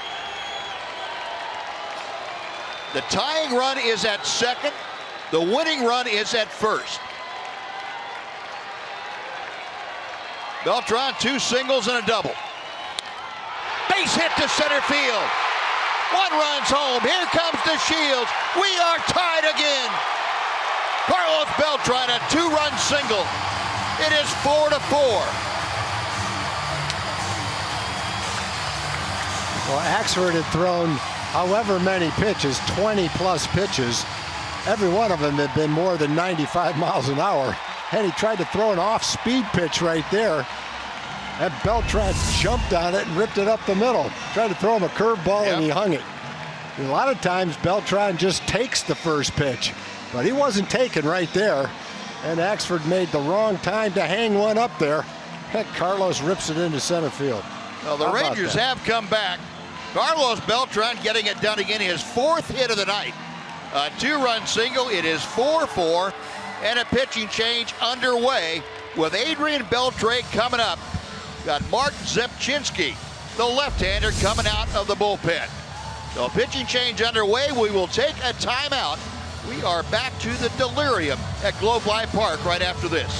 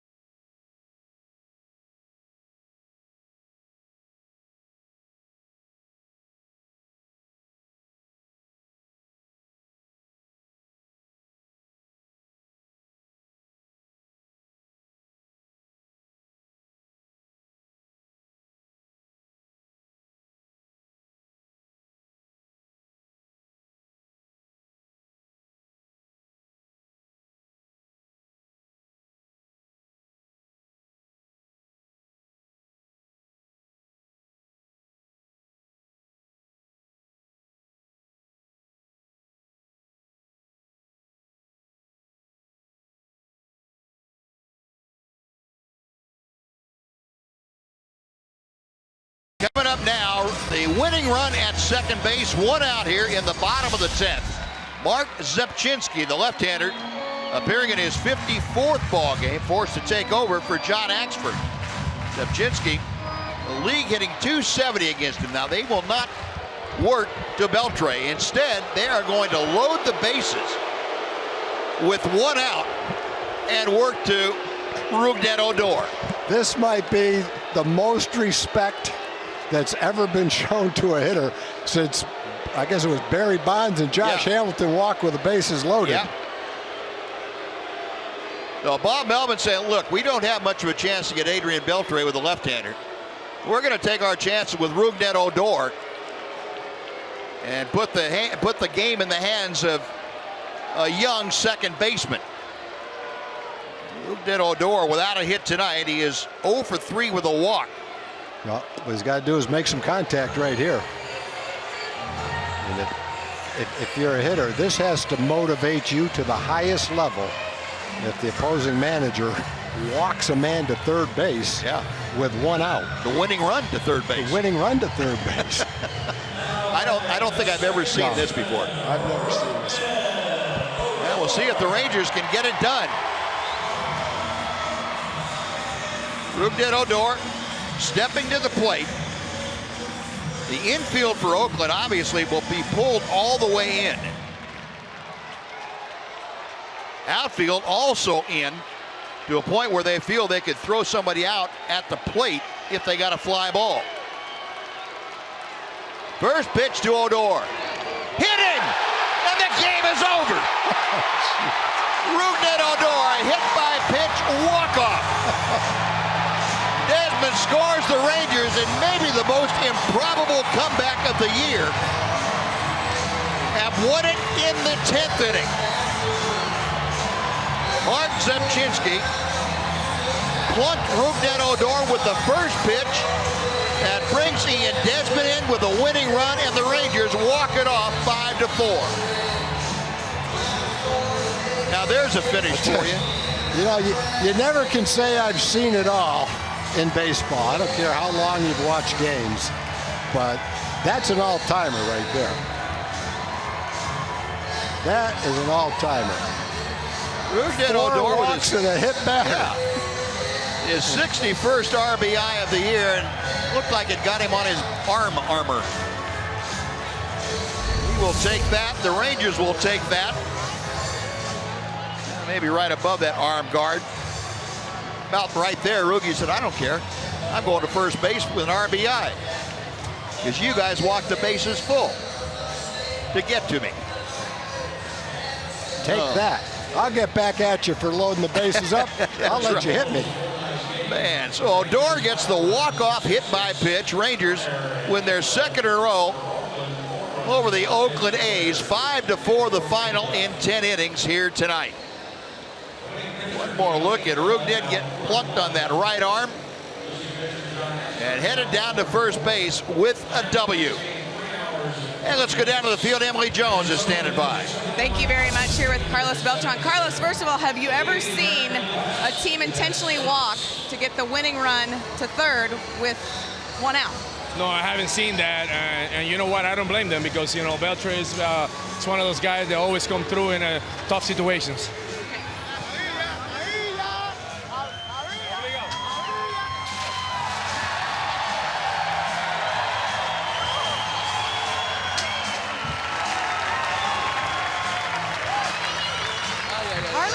No mercy for you there. These guys are going to make me sick right here.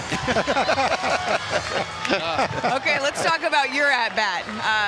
Came up swinging. What did you see there in the first pitch? Well, I saw a curveball, you know, and it was a hanging curveball. So, you know, I faced Ashford many times in the National League and then few in the American League. So he's one of those guys that, you know, has a pretty good curveball. So right there, I was looking for a pitch, hopefully to try to stay in the middle of the field. Thanks God I got a good pitch to hit and was able to get those 2 RBIs. You have fit in so well to this team. So many of the younger guys and even the older guys gravitating toward you, picking your brain about baseball. For you to be a part of this team and as special as it's played since you've come over, what's that been like for you? Well, for me, it's been fun, honestly. These guys bring a lot of energy to the ballpark every single day. And the games we're being able to play here, being able to come back in tough situations, late in the games, you know, that really shows the character of this ball club. Carlos, up top. Thank you. Nice job. We'll send it back up to you guys. All right, Ed, thanks very much. Carlos with a 4-hit night. Rougned Odor, a hit by pitch, walks it off for the Rangers, who scored 3 in the 10th inning. We'll be back with more to Globe Life Park right after this on Fox Sports Southwest.